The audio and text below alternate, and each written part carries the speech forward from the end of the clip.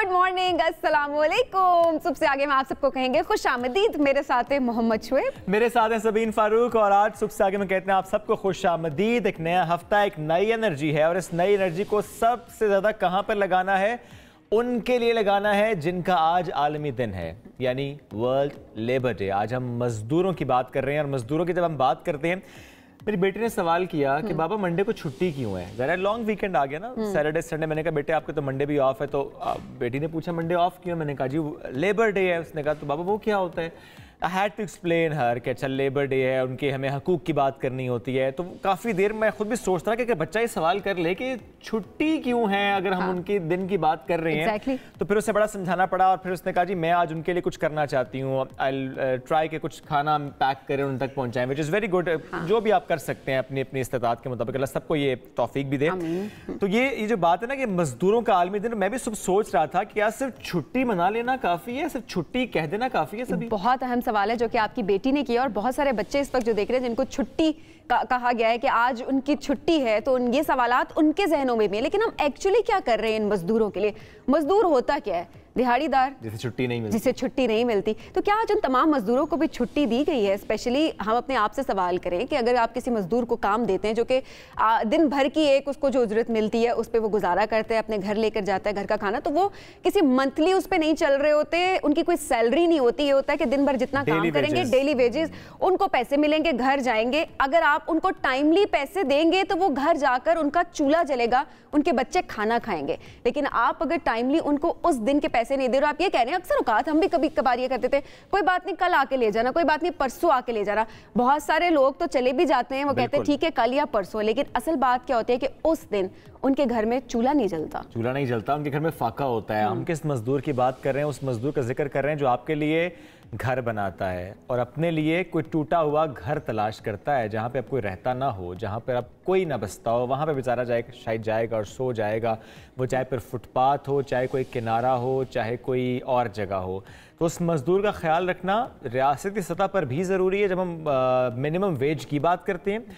लेकिन as an individual हम सबका फ़र्ज़ भी है कि अपने तय वो तमाम कोशिशें कर सकें, वो एहसास कर सकें मज़दूरों का, जो कि वाकई बिलखुसूस आज के दौर में सभी जब हम कहते हैं कि हर कोई पिस गया इस महंगाई की चक्की में। शुएब 50 से 60 हज़ार रुपए तनख्वाह लेने वाला इंसान जिसको एक टाइम पर मिडिल क्लास में कंसिडर किया जाता था, अब वो लोअर क्लास में कंसिडर उसको किया जाता है, क्योंकि 50 से 60 हज़ार में गुजारा नहीं है। जब वो गुजारा नहीं कर सकते तो महीने का 20 या 25 हज़ार मिनिमम वेज रखी गई है कि 25 हज़ार से कम आप किसी मजदूर को नहीं दे सकते। हर सूबे का डिफरेंट भी है, बिल्कुल।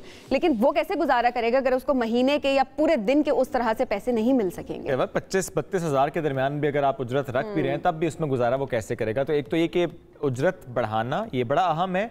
लेकिन मैं फिर फोकस करूंगा कि एज एन इंडिविजुअल आपको अपनी जिम्मेदारी का एहसास होना चाहिए कि जितना कर सकते हैं आप इनके लिए करें।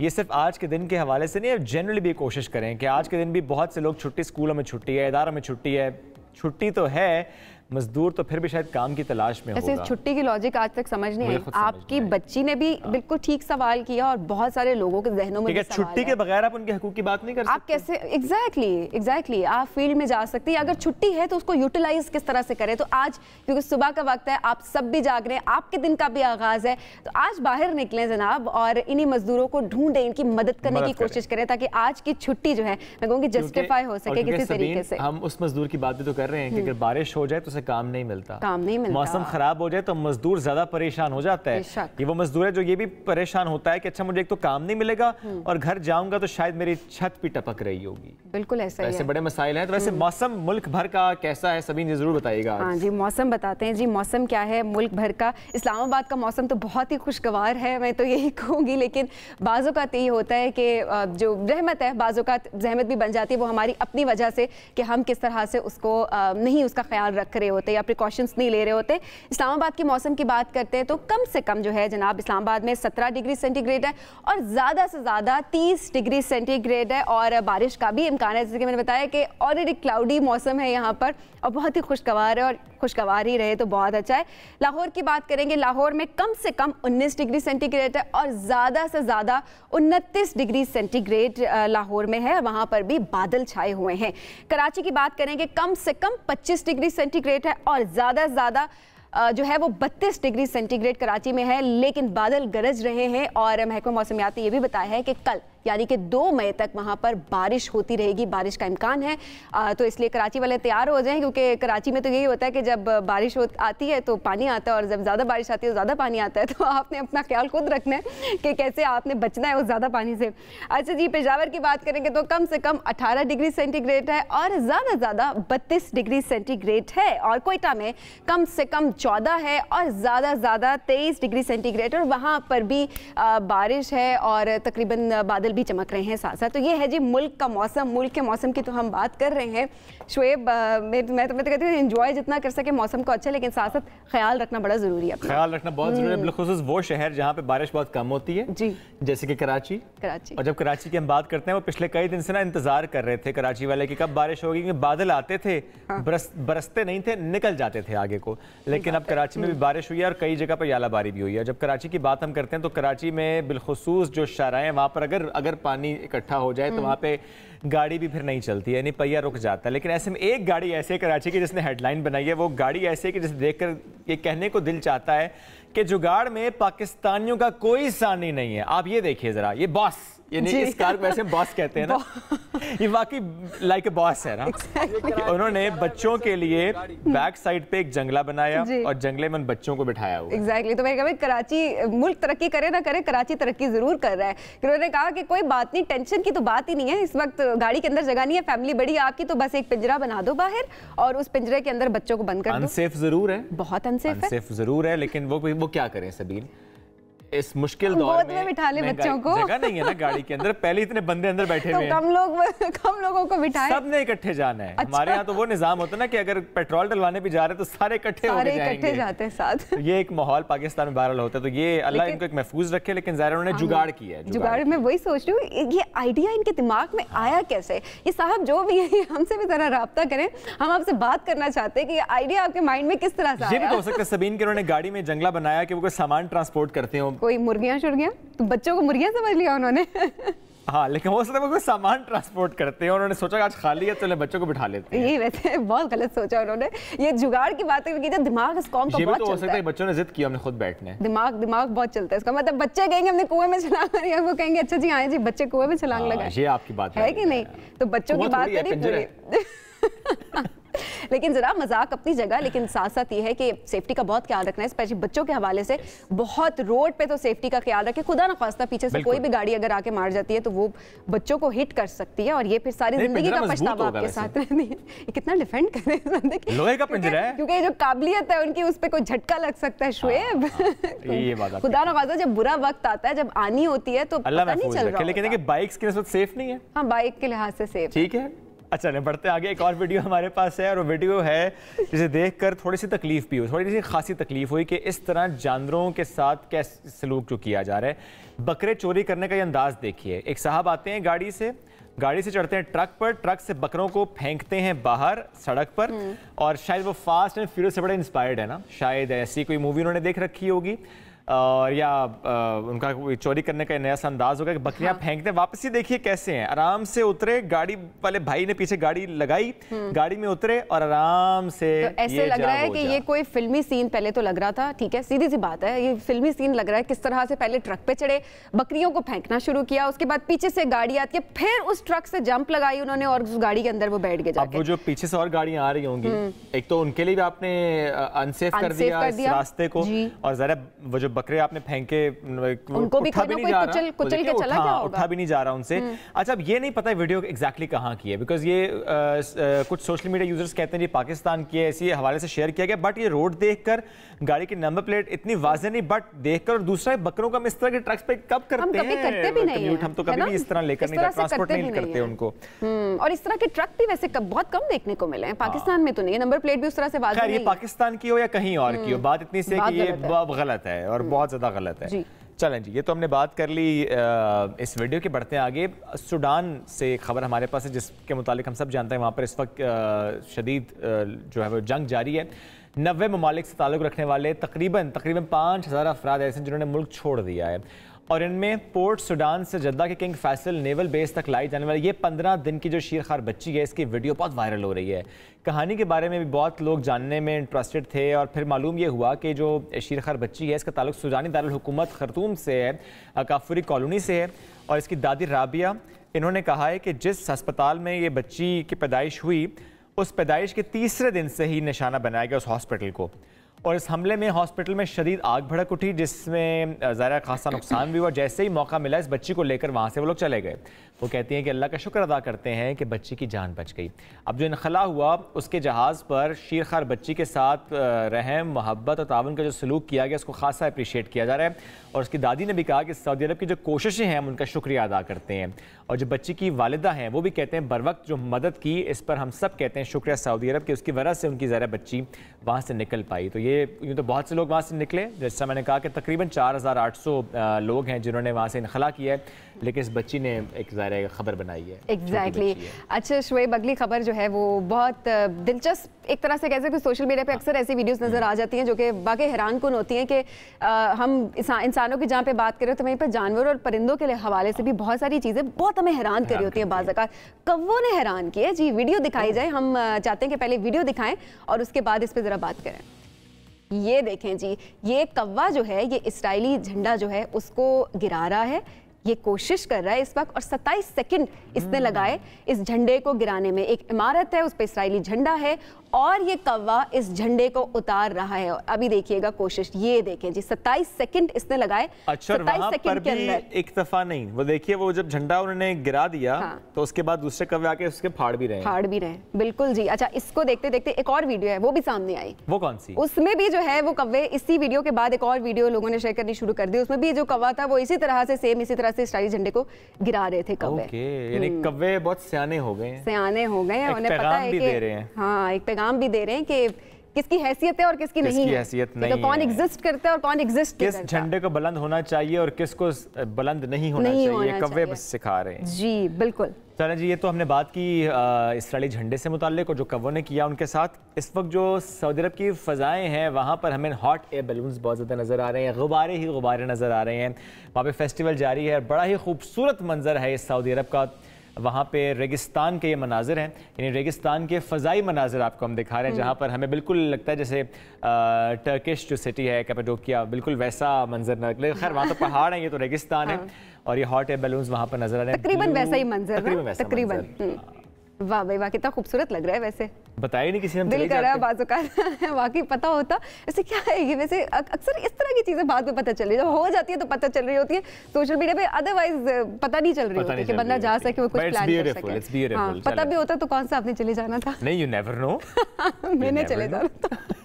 You never know again. अच्छा, अभी चले सऊदी बाद में जाने की सोचते हैं, अभी चलते हैं एक ब्रेक की तरफ चलते हैं, उसका वीजा आसानी से लग जाता है। Welcome back after the break. इस वक्त पाकिस्तान में मौजूदा सियासी सूरत हाल की बात करते हैं। हुकूमत और पाकिस्तान तहरीक इंसाफ के दरमियान मंगल यानी कल मुज़ाकरात का तीसरा राउंड होना है, जिसको कहा जा रहा है कि ये फैसला कुन राउंड हो सकता है। लेकिन उससे पहले हम क्या माहौल देख रहे हैं? हमें ट्रस्ट डेफिसिट नजर आ रहा है, यानी बद एतमादी की फजा नजर आ रही है और दोनों जानिब से डायलॉग के अमल पर अदम इत्मीनान का इजहार भी किया जा रहा है। अब इससे होगा क्या? बेचैनी बढ़ेगी और जो बेचैनी है वो ज़ाहिर बढ़ती चली जा रही है, उम्मीद दम तोड़ती नजर आ रही है। फवाद चौधरी साहब ने मुज़ाकरात नाकाम होने की सूरत में लॉन्ग मार्च का ऐलान भी कर दिया है। जबकि ख्वाजा आसिफ साहब क्या कहते हैं? वो कहते हैं कि मुज़ाकराती अमल के खात्मे की ख्वाहिश ये ज़ाहिर वो कह तो रहे हैं, साहब वो कहते हैं कि हम हुज्जत तमाम कर रहे हैं, यानी हुकूमत खुद ये कह रही है कि वो हुज्जत तमाम कर रही है। इसका मतलब क्या हुआ? हुकूमत नहीं चाहते कि मुज़ाकरात हों। अगर आप नहीं चाहते कि मुज़ाकरात हों तो फिर मुल्क किस जानिब जाएगा? इसके साथ साथ एक और मामला जिसने सर उठाया वो है जनाब एक ऑडियो टैप, यानी साबिक चीफ जस्टिस साकिब निसार के बेटे नजम साकिब की पैसों के एवज पीटीआई टिकट तकसीम करने की गुफ्तगू। इसकी मुबैना ऑडियो टैप्स भी सामने आई हैं जिसमें वो पीटीआई उम्मीदवार अबू ज़र और वकील उज़ैर से गुफ्तगू कर रहे हैं। ये ऑडियो लीक्स हुकूमत और पीटीआई के दरमियान नई बयानबाजी का बाइस बन चुकी हैं। तो ये सारे हालात किस जानिब जा रहे हैं, ये एक अहम सवाल है। ये अहम सवाल है और इन सवालात के जवाबात लेने की कोशिश करेंगे। हमारे साथ इस वक्त शेख रशीद अहमद साहब मौजूद हैं। शेख साहब, आपने ये बात की कि मुज़ाकरात जो हैं वो सुप्रीम कोर्ट को धोखा देने के बराबर है। कौन धोखा दे रहा है शेख साहब? मैंने कहा ये बहाना तलाश कर रहे हैं और मुझे पूरी उम्मीद है कि सुप्रीम कोर्ट जिस तदब्बर, बुर्दबारी, तहम्मुल और जिम्मेदारी के साथ कंडक्ट कर रही है वो इन मुज़ाकरात को भी देख रहे होंगे। और 10 मई तक मैंने कहा कि फैसला हो जाएगा। सुबह सुबह आपने मुझे पर्चे में बिठा के इतने सारे सवाल कर दिए। नहीं शेख साहब, आपकी बात बहुत अहम है ना। आपने कहा 10 मई आर या पार। शेख साहब, कौन आर और कौन पार? दुआ करें यही आर और पार होंगे। सुप्रीम कोर्ट से फैसला आएगा इसी 10 मई से पहले 10 मई तक लगा लें, एक दिन आगे एक पीछे। क्योंकि 10 मई को इतना फोकस क्यों किया आपने? इसलिए किया कि मैं देख रहा था कि IMF की एग्जीक्यूटिव बोर्ड की लिस्ट कल जारी हुई परसों, जिसमें पाकिस्तान, आपने कहा कि इसमें पाकिस्तान एजेंडे का हिस्सा नहीं है। उसमें पाकिस्तान, अल्लाह तुम्हारा भला करे। ये बहुत बड़ी खबर है। अब इस मुल्क में ऑडियो वीडियो है। आप अभी तक 3 दिन पहले की ऑडियो वीडियो पे फंसे हैं। ऑडियो तो कल हिना रब्बानी और शहबाज शरीफ की लीक हुई है जिसका तल्लक कौमी सलामती से है। देखें, ये वोट बिक गई, वोट चली गई, फलानी तो सहेली ने फलानी सहेली को काल मार दी, फलाना, ये क्या है यार? असल कौमी सलामती है कल की। एब्सोल्युटली, बिल्कुल बिल्कुल जी, यही बात जरूरी है साथ। लेकिन शेख साहब, जो ऑडियो लीक हुई है, इसका आपको क्या लगता है, ये ठीक है या गलत है? क्योंकि फवाद चौधरी साहब कहते हैं कि इसकी इन्वेस्टिगेशन हुई है और बताया जा रहा है कि ये फेक है। क्या इन्वेस्टिगेशन वाकई हुई है? देखिए, मुझे नहीं पता। मैं इन बातों को, ये पुरानी बातें हो गई हैं। मैं जिस लाल हवेली में रहता हूँ वहाँ ऑडियो वीडियो का कोई मसला नहीं। वहाँ सवाल ये है कि एक घर का बेटी झटका डाल रहा है कि रमजान में 20 अरब रुपए का आटे का तड़का लगा दिया है। 20 बंदे ही मरे हैं। एक बंदा 1 अरब रुपए में डाल दें। और ये मैं नहीं कह रहा जी, अल्लाह सुबह, मेरी तरफ से ये बात नहीं है। ये उनका बंदा कह रहा है कि 84 अरब रुपए में से 20 अरब के घपले का इल्जाम शायद हकाना बासी। लेकिन शेख साहब, एक गबनकार शेख साहब, लेकिन इस पर अता तारड़ साहब ने एक बात की। उन्होंने कहा जी कि आटे की जो तकसीम हुई है उस पर मुखालिफिन भी तारीफ करते हैं। शेख साहब, मुखालिफिन तो आप हैं। देखिए, मैं लोगों के सवालों का जवाब नहीं दे रहा। हाँ, नहीं, लेकिन देखें, मुखालिफ जमात तो एक ही है ना। तो मैंने कहा मैं पूछ लूं कि आप में से कोई है जिन्होंने तारीफ भी की हो? मशरिक है, एक मगरब है। वो अच्छा, एक्स प्राइम मिनिस्टर है तारड़ साहब। मेरा मतलब है, मैं नंबर 1 से दोस्ती करता हूँ और नंबर 1 से दुश्मनी करता हूँ। खाकान अब्बासी इस मुल्क का प्राइम मिनिस्टर है और पहले दिन से इस पार्टी में। बाज लोगों के, आपको अभी भी लग रहा है वो इस पार्टी में है? हाँ जी, आपको अभी भी लगता है शायद हकान अब्बासी साहब, मिफ्ता इस्माइल साहब इस पार्टी में ही हैं? वैसे तो PDM टूट फूट का शिकार है। अब देखें, फजलुर रहमान मुफ्ती महमूद का बेटा अदलिया सुप्रीम कोर्ट के हथौड़े को कहता है ये हिंदू का हथौड़ा है। अभी तक वो वहीं में फंसे हुए हैं। अब मैं क्या अर्ज करूं कि बिफोर पार्टीशन की वो बातें कर रहे हैं कि पाकिस्तान के चीफ जस्टिस का हथौड़ा हिंदू का हथौड़ा लगता है और वजीर आजम हल्फ उठाने के साथ ही सिविल नाफरमानी की बात करते हैं कि मैं 3 जजों को ही नहीं मानता। ये तीनों जज इनको तुन के रख देंगे। और ये बिलावल भुट्टो कहते हैं कि इनको इस्तेकाक कमेटी में तलब किया जाए। सुप्रीम कोर्ट का कंडक्ट भी डिस्कस करना असेंबली में आर्टिकल 6 की खिलाफ वर्जी, ये सारे लोग सुप्रीम कोर्ट के रडार में आ चुके हैं। अब देखना ये है कि घी सीधी उंगली से निकलता है या टेढ़ी उंगली से। ये 10 मई तक फैसला हो जाएगा। ठीक है जी, 10 मई आप कह रहे हैं कि एक बहुत ही अहम दिन है और तब तक जो है वो फैसला हो सकता है। कल जो मुज़ाकरात का रिजल्ट आना है उससे क्या हम कोई उम्मीद रखें, अवाम उम्मीद रखे? आपको क्या लगता है? देखिए, मुझे ये पता है कि दोस्त ममालिक की ये ख्वाहिश है कि इस मुल्क में अमन हो जाए, क्योंकि सारी दुनिया एक तरफ जा रही है। हम तनहा जो है जीरे ब्लेड की तरह खड़े हुए हैं, एक इशू को लेके बैठे हुए हैं। और मुल्क जो है, मैं अभी भी अलग सुबह आपके प्रोग्राम में कह रहा हूँ कि डिफॉल्ट से अभी तक हमारे ऊपर डिफॉल्ट की तलवार लटक रही है। ये खतरा चला नहीं है। ये मैं इकोनॉमिस्ट नहीं हूँ, एक पॉलिटिकल वर्कर की हैसियत से कह रहा हूँ। और जो आम हालात हैं गली मोहल्ले में, शायद वो दिन दूर नहीं कि हम भी लाल हवेली में, हालांकि लाल हवेली पे ही हमला करने वाले हैं 2-3 दिन तक, 4 तक या 5 तारीख तक। ये खबर किसने दी शेख साहब आपको कि हमला होने वाले लाल हवेली पर? इन्होंने 4 तारीख, 3 दफा तो हम जीत चुके हैं, 4 तारीख को फिर लाहौर में तलब किया है। और जाहिर है उसमें इन्होंने इतना शॉर्ट नोटिस दिया है कि ये एक 4 मरले की हमारी मलकीती हवेली है, वो नहीं इनको हजम होती। आप पहले इनसे अलग सुबह पूछे ना कि ये बुलडोजर, ये बख्तरबंद गाड़ियों का कंट्रोल किसके पास है। लेकिन ये आप सर जो परवेज इलाही साहब के हवाले से जिस तरह गिरफ्तारी का सारी फुटेज सामने आई, वो वायरलेस होता है ना, वायरलेस करती है अफसर हेडक्वार्टर से दूसरे को, वो वायरलेस भी रिकॉर्डेड होता है, उसका भी नोट होता है कि इतने बज पे इतने मिनट पर ये वायरलेस हुआ। ठीक है, क्या ये हुकूमत ये तफ्तीश नहीं कर सकती? मैं तो इसका मुजरम जो है मोहसिन नकवी को समझता हूँ, इनका खूनी रिश्तेदार है और उसके हाथों जख्मी भी कहते हैं सालक हुआ है। जब वजीर जख्मी हो रहे हो बिल्डोजरों से और बख्तरबंद गाड़ियों से, और यही फैसला आप इस मुल्क की देखें, बदनसीबी देखें, मरकज सूबे पे डाल रहा है, सूबा कह रहा है, वो उसकी टाइमिंग देखें कि अहम सरकारी अफीसर किस दिन गए, उनकी टाइमिंग और एक्शन की टाइमिंग कितनी मिलती है एक दूसरे के साथ। शेख साहब ये सिर्फ और सिर्फ मुज़ाकरात को हिट किया गया, ये सारे मामलात इसलिए हो रहे हैं कि आपके प्रोग्राम जिंदा रहें, वरना ये जो क्या कोई इस मुल्क में है ये पूछे कि किसी शरीफ आदमी के घर किसने हमला किया है और किसके कहने पे किया है। शेख साहब आप इस पर ज़ाहिर है आवाज उठा रहे हैं, लेकिन हमें हम सवाल भी कर सकते की तरफ से तो इतनी आवाज नजर नहीं आई। शाह महमूद कुरैशी साहब के स्टेटमेंट के अलावा तो सर हमें इतना नजर नहीं आया कोई उनका साथ देते हुए, तो चलो गए। अच्छा आप हैं, ठीक है, आप ठीक है, आपकी ज़रा आवाज़ बिल्कुल अहम है। शेख साहब एक और मामला भी ज़ाहिर है, आप ताल्लुक रावलपिंडी से आपका पंजाब की जब हम बात करते हैं तो एक इल्ज़ाम ये भी आयद हो रहा है कि पीटीआई में जो टिकट्स की तकसीम हुई है पंजाब की हद तक, उसमें कुछ ना कुछ गलतियाँ हुई हैं पीटीआई से, वो चाहे 21 टिकट्स ही सही लेकिन गलतियाँ हुई हैं। शेख साहब आपको भी लगता है गलतियाँ हुई हैं? देखिए मैं तो चला गया था जी उम्रे पे, क्योंकि एक एक हल्के में 20-20 उम्मीदवार हैं जी, कागज। अच्छा ठीक है, अब मुझे बताएं, मेरे और मेरे भतीजे के हल्के के नीचे 19-20 कैंडिडेट हों तो 60 कैंडिडेट बनते हैं, इनमें से 6 को टिकट देना है उन्होंने। बिल्कुल सही है। तो इसलिए मैंने उम्रा बड़ा जबरदस्त टाइम था, कोई मुझे ये ना कहे जी कि यानी आप टिकटों की तकसीम से साइड पे रहे।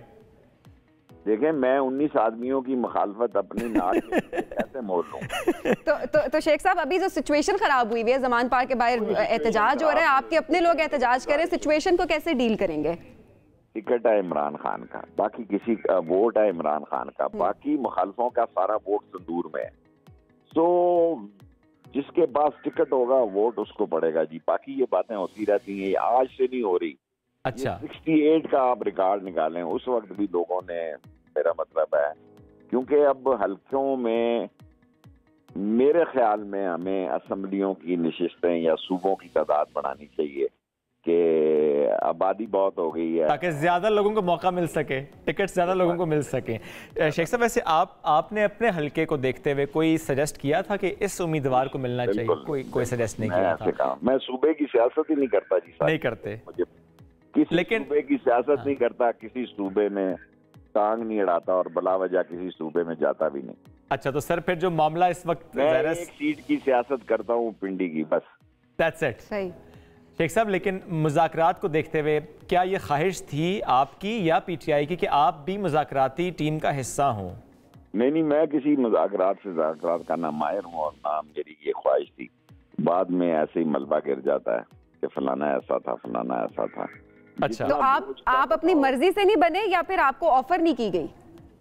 ना ऑफर थी, ना मेरा दिल था, और ना मैं इसमें, मुझे पता है कि इन दी एंड इमरान खान ने जो कहा कि 14 मई से पहले असम्बलियां तोड़ो, इन्होंने नहीं तोड़नी। तो खामखा मैं आपके सवालों का सुबह सुबह पर्चा दे रहा होता 10:30। शेख साहब इस वक्त मौजूदा सियासी मंजरनामे में न्यूट्रल कौन है? अल्लाह ताला, अल्लाह ही है जो न्यूट्रल है, जो अवाम फैसला करेंगे उसको अल्लाह ताला इम्प्लीमेंट करवा देगा। ठीक है, और प्रेडिक्शन आप करते हैं शेख साहब? प्रेडिक्शन कोई आपने मई की आपको कर दी है? नहीं, वो तो कर दी, इंतखाबात की नहीं की शेख साहब। इंतखाबात की प्रेडिक्शन प्रॉमिस तो नहीं होना, मैं यही कर सकता हूँ शेख साहब। बस लास्टली था कि इसके 6 में से 3 फायर ठीक हो जाते हैं, तो आप शेख साहब होते तो हैं, देखिए तो सब कहते हैं ना, अब होते तो तभी तो आपसे प्रेडिक्शन लेते हैं। अच्छा शेख साहब आपको क्या लगता है कब होंगे इंतखाबात? आपकी जाती राय पूछ रहे हैं। मुझे देखें, अब इर्द गिर्द के लोग भी शामिल हो चुके हैं इसमें, अब क्या होता है। और अब क्या, बहुत अच्छी बात कही है आर्मी चीफ ने कि अब ताकत का सरचश्मा अवाम है और सारी अवाम अपनी अजीम फौज के पीछे है, लेकिन फौज ने भी अवाम की राय के पीछे होना है। ठीक है, शेख साहब बहुत शुक्रिया, साथ मौजूद थे। और इस तरह शेख साहब ने कहा कि 10 मई दिन है, 10 मई से एक दिन आगे या एक दिन पीछे सिचुएशन सामने आ सकती है, आर या पार। ज़रा वो एक जुमला उन्होंने दिया भी है। इसके अलावा जब हम मुल्की सियासी मंजरनामे की बात करते हैं तो निगाहें कल की जाने बिल्कुल हैं, ज़रा ट्यूसडे जिसके हवाले से कहा भी गया है कि फैसला कुन राउंड हो सकता है। लेकिन जो मुज़ाकराती टीम का हिस्सा है वो तो कहते हैं कि फैसला कुन राउंड हो सकता है, लेकिन जो उस टीम का हिस्सा नहीं है बट की पर्सनस हैं जैसे कि ख्वाजा आसिफ जैसे कि दीगर रहनुमा, वो जब बात करते हैं किसी भी टॉक शो में या कहीं पर भी जब मीडिया टॉक करते हैं तो उनके जुमले, उनका लहजा, लफ्जों का चुनाव और उनका अंदाज ऑपोजिट होता है। वो चीज़ नजर नहीं आती कहीं पे कि मतलब करना चाह रहे हैं या नहीं करना चाह रहे, ये चीज़ समझ जाती है। मौक़िफ़ से पीछे अपने कोई नहीं हट रहा। लेकिन देखिए नहीं हट रहा। जिस तरह इमरान खान साहब कहते हैं कि मेरा तो एक ही पॉइंट है कि अगर ये पहले इंतखाबात नहीं कराते और अगर 14 मई के इंतखाबात से ये पीछे हट रहे हैं या कोई डेट नहीं दे रहे तो फिर हम मुज़ाकरात नहीं करेंगे। ये उन्होंने अपनी टीम को भी कह दिया कि अगर आपको लगे कि वो उनकी तरफ से ऐसी कोई बात है तो मुज़ाकरात नहीं करेंगे। अगर वो कहीं पर भी आपको लगता है गैर संजीदा है तो वो छोड़ के आ सकते हैं। लेकिन जब हुकूमत की हम बात करते हैं वो एक मंथ पीछे आई है, वो सितंबर में, अक्टूबर से सितंबर में वो आ गई है। मतलब देखते हैं कि वो और पीछे आती है या नहीं आती है। एनीवेज एक ब्रेक की तरफ बढ़ेंगे, ब्रेक से वापस आएंगे, साथ रहिए। Welcome back after the break. इस वक्त पाकिस्तान में मुज़ाकरात की बात भी हो रही है, नए इल्ज़ामात भी सामने आ रहे हैं, नई ऑडियो लीक्स भी सामने आ रही हैं। ऐसे में कुछ अपने हैं जो कि अपनों पर ही इल्ज़ाम भी लगा रहे हैं। जैसे कि इस ब्रेक से पहले शेख रशीद साहब साथ मौजूद, उन्होंने भी उस बात का जिक्र किया कि शाहिद खाकान अब्बासी साहब ने 20 अरब रुपए आटा तकसीम में गबन का जो एक इल्ज़ाम आयद किया, उस पर तहकीकात होनी चाहिए। जिस पर आता तारड़ साहब ने कहा था कि मुखालिफिन भी इसकी तारीफ़ करते हैं। तो ये सारे जो मामलात हैं इस पर जब हम बात करते हैं, हर सियासी जमात से मौक़िफ़ लेते हैं, तो पीपल्स पार्टी इस वक्त क्या सोच रखती है? बिल्कुल जी, उनके सीनियर रहनुमा हमारे साथ कमर जमान कायरा साहब इस वक्त मौजूद हैं, उनका मौक़िफ़ इस पे जानते हैं। कायरा साहब, खाकान अब्बासी ने, शाहिद खाकान अब्बासी साहब ने बहुत अहम इल्ज़ाम लगाया है और उन्होंने कहा है कि जो 20 अरब रुपए की करप्शन है मुफ्त आटे की तकसीम में, आपको क्या लगता है तफ्तीश होनी चाहिए और पीपल्स पार्टी इस इल्ज़ाम को किस तरह से देखती है? पहली बात तो ये है कि शायद खाकान साहब को इल्ज़ाम नहीं लगाने चाहिए। वो उनकी तो हुकूमत है, वो इस हुकूमत की लीडरशिप में है और उनको चाहिए था कि वो जब ये अमल शुरू हो रहा था, ये महीने ये आटा तकसीम हो रहा था, उसके अंदर पाए जाने वाले सुकन की उस वक्त निशानदेही कर देते ताकि ये वक्त पे ज़िया ना होता। और अगर उनके इल्म में आ गया तो अब उनको चाहिए था कि वो वज़ीर आज़म साहब को और वज़ीर आला साहब को टाइमली इतला करते और उसकी तहकीकात करते। हाँ, जहाँ तक पीपल्स पार्टी का ताल्लुक है, बिल्कुल ये इल्जाम एक बहुत संजीदा आदमी की तरफ से जो साबिक वजीर आजम है, बिल्कुल है। और शायद खाकान अब्बासी साहब आम मिजाज के आदमी नहीं है कि वो फजूल इल्जाम लगाएं, लिहाजा इसकी बड़ी संजीदगी से तहकीकात होनी चाहिए कि पब्लिक का एक एक पैसा, ये तो 20 अरब रुपए का इल्जाम है, थोड़े पैसे भी हों तो उसकी तहकीकात करके बंदों को करार वाकई सजा मिलनी चाहिए। और अगर ऐसा हुआ कि इतनी बड़ी रकम, मेरे ख्याल है कोई 60 अरब के आगे पीछे ये टोटल अमाउंट थी, 60 अरब जी, और उसमें से 20 अरब का इल्जाम बहुत बड़ा पोस्टेड देखे तो बहुत बड़ा है। बिल्कुल, मैंने कहा छोटा भी हो तो इसकी तहकीकात होनी चाहिए। इल्जाम तो इल्जाम है, बिल्कुल लगाने वाला भी एक संजीदा सियासतदान है, उनकी पार्टी का है, एक बड़ा नाम है, तो इस इल्जाम की तहकीकात होनी चाहिए। बिल्कुल सर, एक मामला और भी, इस वक्त जो डायलॉग हो रहे हैं, ज़रा कल के हवाले से कहा जा रहा है कि फैसला कुन राउंड हो सकता है। एक तरफ मुज़ाकरात, एक तरफ मेज़ पर बैठे, लेकिन जब बाहर आते हैं या टॉक शोज़ में रहनुमा बात करते हैं तो उनकी गुफ्तगू, उन लफ्ज़ों का चुनाव, बल्कि ख्वाजा आसिफ तो ये भी कहते हैं कि हम हुज्जत तमाम कर रहे हैं। संजीदगी तो नहीं है कारा साहब? पहली बात तो ये है कि ख्वाजा साहब और हम बाकी जो मेंबरान हैं, हम तो मुज़ाकरात का हिस्सा नहीं है। मुज़ाकराती टीम की तरफ से तो कोई गैर संजीदा गुफ्तगू नहीं हुई। दुरुस्त बात है। दूसरी गुजारिश ये है कि किसी फर्द की तरफ से गुफ्तगू होते होते आजकल हम जो है ना अदम एहतियात के शिकार हैं, गैर मोहताज जुमले अदा करने का, बल्कि उससे आगे जाके जुमले अदा करने के आदी हो गए हैं और लोग भी आदी हो गए। अब जरा अगर मुहज़्ज़ब अल्फाज में और कंट्रोल्ड अल्फाज में गुफ्तगू की जाती है तो उसको सुनने को भी लोग तैयार नहीं होते। ये ऐसे ही है कि फ़नून लतीफ़ा का रंग जो था उसमें लोग इंफोटेनमेंट में बड़ी नफीस किस्म की गुफ्तगू सुनते थे, अब वल्गैरिटी ना हो तो लोग ड्रामे भी नहीं देखते। लिहाजा ओवरऑल समाजी अलमिया हो गया है। बिल्कुल, हमें मुझे तो यकीन वासिक है कल वाली जो मुज़ाकराती मरहला है, अल्लाह करे ये नतीजा खेज भी हो और ये हतमी हो, तो यानी इसमें तवालुत ना हो। यानी आपको पूरी उम्मीद है कायरा साहब के जो मुज़ाकरात इस वक्त हो रहे हैं, जो टीम है वो संजीदा और मुज़ाकरात सही हो रहे हैं? मुझे उम्मीद भी है, मैं दुआगो भी हूँ, अल्लाह करे ये मुल्क का वे पावर, हम सब दुआगो हैं सर कि ये बिल्कुल ऐसा होना चाहिए। कायरा साहब, रिजल्ट क्या निकल सकता है? इलेक्शन कब हो सकते हैं? आपका एक्सपीरियंस क्या कहता है? देखिए, दोनों फ्रीकैन जो मुज़ाकरात के होते हैं ना, हर वर्ग के पास अपने अपने आर्गूमेंट के लिए अपने मुतालबे के लिए बड़े जोरदार आर्गूमेंट होते हैं। दोनों अतराफ से ये मुबाहिसा है, लेकिन जब आप मुज़ाकरात में बैठते हैं तो अब दोनों फ्रीकैन को फ्री दिमाग के साथ, जीत हार के साथ नहीं, एक दूसरे को पिछाड़ने की सोच के तहत नहीं, बल्कि वे फॉरवर्ड निकालने के लिए बैठना चाहिए। और ये मामला क्योंकि ऐसा है और इससे कौमी जिंदगी जुड़ी हुई, इससे पाकिस्तान का कल का अमन, पाकिस्तान की मुआशी और सियासी जो खुशहाली जुड़ी हुई है, इसमें स्टेबिलिटी जुड़ी हुई है, लिहाजा इसमें बड़ी संजीदगी की भी जरूरत है। हम दुआगो भी है कि ये मरहला जो है ये आसान तरीके से तय हो और दोनों फ्रीकैन को इस पर लचक के साथ बैठना चाहिए। हाँ, एक दूसरे के मौक़िफ़ को फ्री विल के साथ सुनना चाहिए और ये नहीं कि ये मेरा मुतालबा था, दूसरे का मान लिया तो मैं हार जाऊंगा। इसमें हार और जीत के नुक्ता नजर से नहीं, बल्कि रास्ता निकालने के नुक्ता नजर से बात होनी चाहिए, वो यही दुआ है। कारा साहब, इससे पहले आपने कहा ना कि जो मुज़ाकराती टीम है उनकी तरफ से तो ऐसा कोई बयान सामने नहीं आया। हाँ, जो टीम का हिस्सा नहीं है वो बिल्कुल बयान दे रहे हैं, लेकिन जब हम लीडर्स की बात करते हैं, ज़ाहिर है पार्टी को जो हेड कर रहे हैं, अगर उनकी तरफ से ऐसे बयान आए तो सर फिर तो सवाल उठते हैं। वो चाहे नवाज शरीफ साहब की तरफ से बयान आ जाए, वो चाहे इमरान खान साहब की तरफ से बयान आए, वो चाहे शहबाज शरीफ साहब का हम असम्बली में खिताब देख लें, सिर्फ वो संजीदगी तो लीडर्स की तरफ से नजर नहीं आ रही हमें।